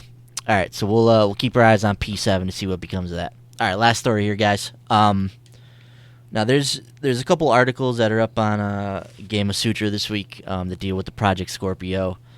They have an interview with Phil Spencer as well in there, which I recommend you guys go check out. It's a lengthy interview. It has some really interesting stuff to say, so definitely recommend that. We're not going to go over all those in depth right now, but what I do want is you guys were not on the show last week, so I want to get your thoughts on Project Scorpio. I want to know what you thought about the spec reveal, what you think about the future for the system. What you think about the Microsoft strategy with the Xbox brand and with Scorpio. Anything you want to talk about, man. Frankie, lay it on me, man. What are your thoughts on Project Scorpio? Yeah. So coming into this, I don't think I would be nearly as excited if I hadn't had a PlayStation Pro, which I ended up with by chance. But like actually seeing, like, I have this really great 1080p TV that I just recently bought. So seeing the benefits of some of these games that get super sampled on there, looking at things like Battleborn, that just the crisper 1080p image, like I'm a huge fan of it. So knowing that, 1080p display owners were obviously kind of important in the development process of the Scorpio, which I think they put that pressure on themselves after they kind of were out there before with their, oh, well, if you don't have a 4K TV, there's no reason for you to buy a Scorpio. Yeah. So they're out there. Phil kind of slipped that one in there right after the Scorpio reveal, right? Yeah. So it's nice that they kind of put that at the forefront. Like, if you have a 1080p, 1080p display, this is the kind of benefits you're going to have. And honestly, like, seeing those benefits for the games that support them on the Pro, knowing that Microsoft has gone in on the Xbox One, and any of those games that are going to have a Scorpio mode that are 4K, they're all going to super sample down in 1080, which is awesome.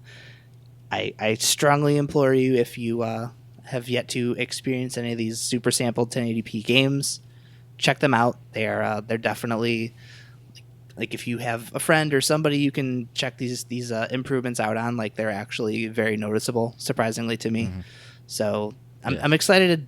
Like, because of that, that's now why I'm excited about the Scorpio. Like, those quality of life improvements to me are worth investing in. The other thing, and this is the thing that I'm still really wanting to hear about, is what we're doing about VR on the Scorpio. Mm-hmm. I know Phil made some comments about it in this interview you were talking about, and it doesn't sound like they're necessarily backing any certain platform, which I don't care. Like, if you could just make any of those headsets just bring compatibility to your console, like, I don't think it matters that much. I know Microsoft has their own headset that they have in development, so I don't know. That's the main thing that I'm still waiting to hear about. That's ultimately mm-hmm. going to decide whether I'm buying the system this year or next year when I get my tax return. So, but overall, I'm really excited about it. It's I heard all the things that I wanted to hear. Like all the Witcher 3, all these games with the dynamic resolutions are obviously going to run nicer. And like I said, the 1080 super sampling for everything. Mm-hmm. That's awesome. Gotcha. So I actually have a quote here from that interview about VR. So I'll read this real quick because it pertains to what you're saying. But Phil had this to say, quote, in terms of hardware, we'll talk more about it. There is a plan. I'll say that. This is not a we don't know what we're doing. It's more that we aren't saying yet. I think it's an immersive experience. I do not like that people are having to say which of these VR verticals, basically platforms, do I go pick now as a developer, because I don't think any of them are really big enough yet to support a single experience. So you can see what we've done on console, where we've said, hey, go unlock your console and become a developer and go build a console game. You don't need to sign any kind of exclusivity deal with us in order to go unlock your console and go party on it and build games.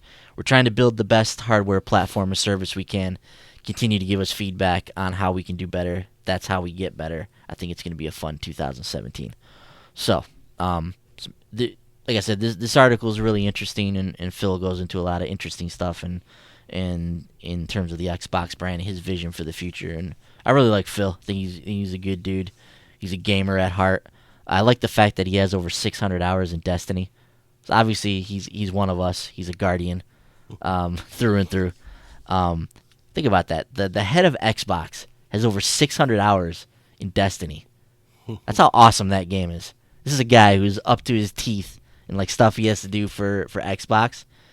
And for you to put 600 hours into Destiny, I mean, basically you have to come home from Xbox and then just play Destiny. That's awesome. So shouts out to Phil. But yeah, go and check out this interview. Bender, your thoughts on the Scorpio, man? What do you think about what you heard about it? Just real quick too. Frankie, you were talking about super sampling.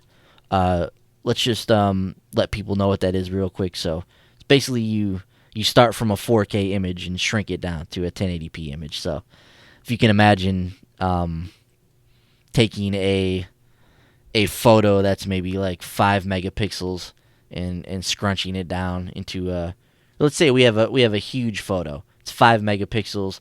We scrunch it down to a smaller photo. It probably looks like crap because it was in not a great resolution to begin with. But if we have a giant image and it's 4K and we shrink it down to a smaller image, it's obviously going to look much sharper, much cleaner because it's downsampling from a much sharper image to begin with. So yeah, it maintains more of the quality than just a native 1080p image. Yeah. So there's that. Bender, your thoughts on Scorpio, man. Also, what do you think? What do you think is a good price for this thing, man? I don't know. I don't know about the price. They can't make it too expensive, obviously, but you know, I don't know if they're willing to take it at a loss or what. But I'm kind of excited about Scorpio. I'd like to see what sort of performance boost it gives and how it, how much of a difference it is. Because I don't have a 4K TV. I'm not going to rush out and buy a 4K TV. Mm-hmm. You know, if I did have one, I'd be more inclined to buy Scorpio. But for now, I'm happy with my Xbox as it is. But I may be interested in getting the Scorpio if it's, makes like loading times really better, and if it makes the games look better and makes everything load and run a lot smoother, which it sounds like it does. So, I mean, it's something I might be interested in checking out at some point, depending on how much it is. So I don't know. I guess I'm gonna have to wait and see what the price is, and kind of make my decision from there. But it sounds intriguing for sure. Cool. All right. Well, thank you, fellas, for your thoughts there on the Scorpio. So, and that's going to do it. It's going to be the end of the show here. So, lots of cool stuff to talk about. We got Battlefront revealed. Had some good Uncharted talk in there. That's going to wrap up the show for this evening. So, Franklin, tell the people where we can find you. You can find me on Twitter, Xbox Live, PlayStation Network, Nintendo Network, Twitch, YouTube, pretty much everywhere at Viperstrike, VYPRSTRYKE. Sweet. And once again, you hijacked the Play and Listen Gaming podcast this past week and did an episode on Night in the Woods, so go check that out. Hear Frankie's dulcet tones talk to you about Night in the Woods and its music. Bender, where can we find you? You can follow me on Twitter at Bender_guitar. I'm on PlayStation Network and Nintendo Network at me_Bender. And you can find me on Xbox Live at meBender82. Of course, as always, I will be not tweeting at Piccolo930, and that's my PSN handle. It's also where you can find me on the Nintendo Switch. Still don't have that friend code. My apologies. It'll happen one of these days.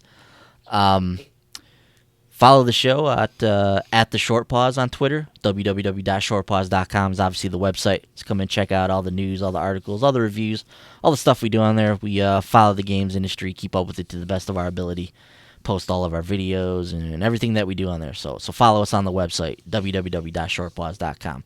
Once again, the Tuesday night indie spotlight more than likely will be Wonder Boy: The Dragon's Trap. Tuesday night, 10 p.m. Eastern on our YouTube page, Short Pause Gaming on YouTube.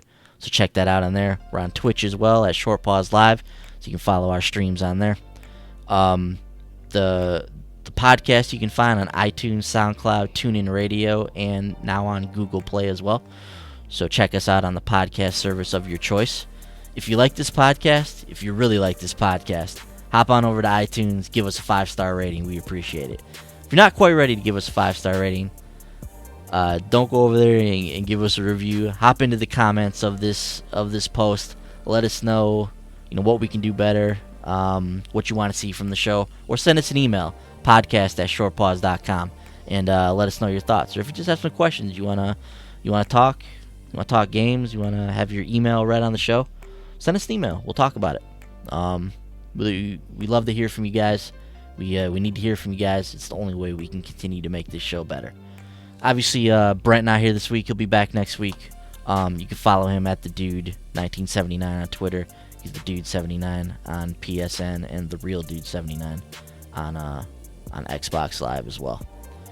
So for Frankie, Bender, I'm Ben. Thanks for tuning in. We'll be back next week.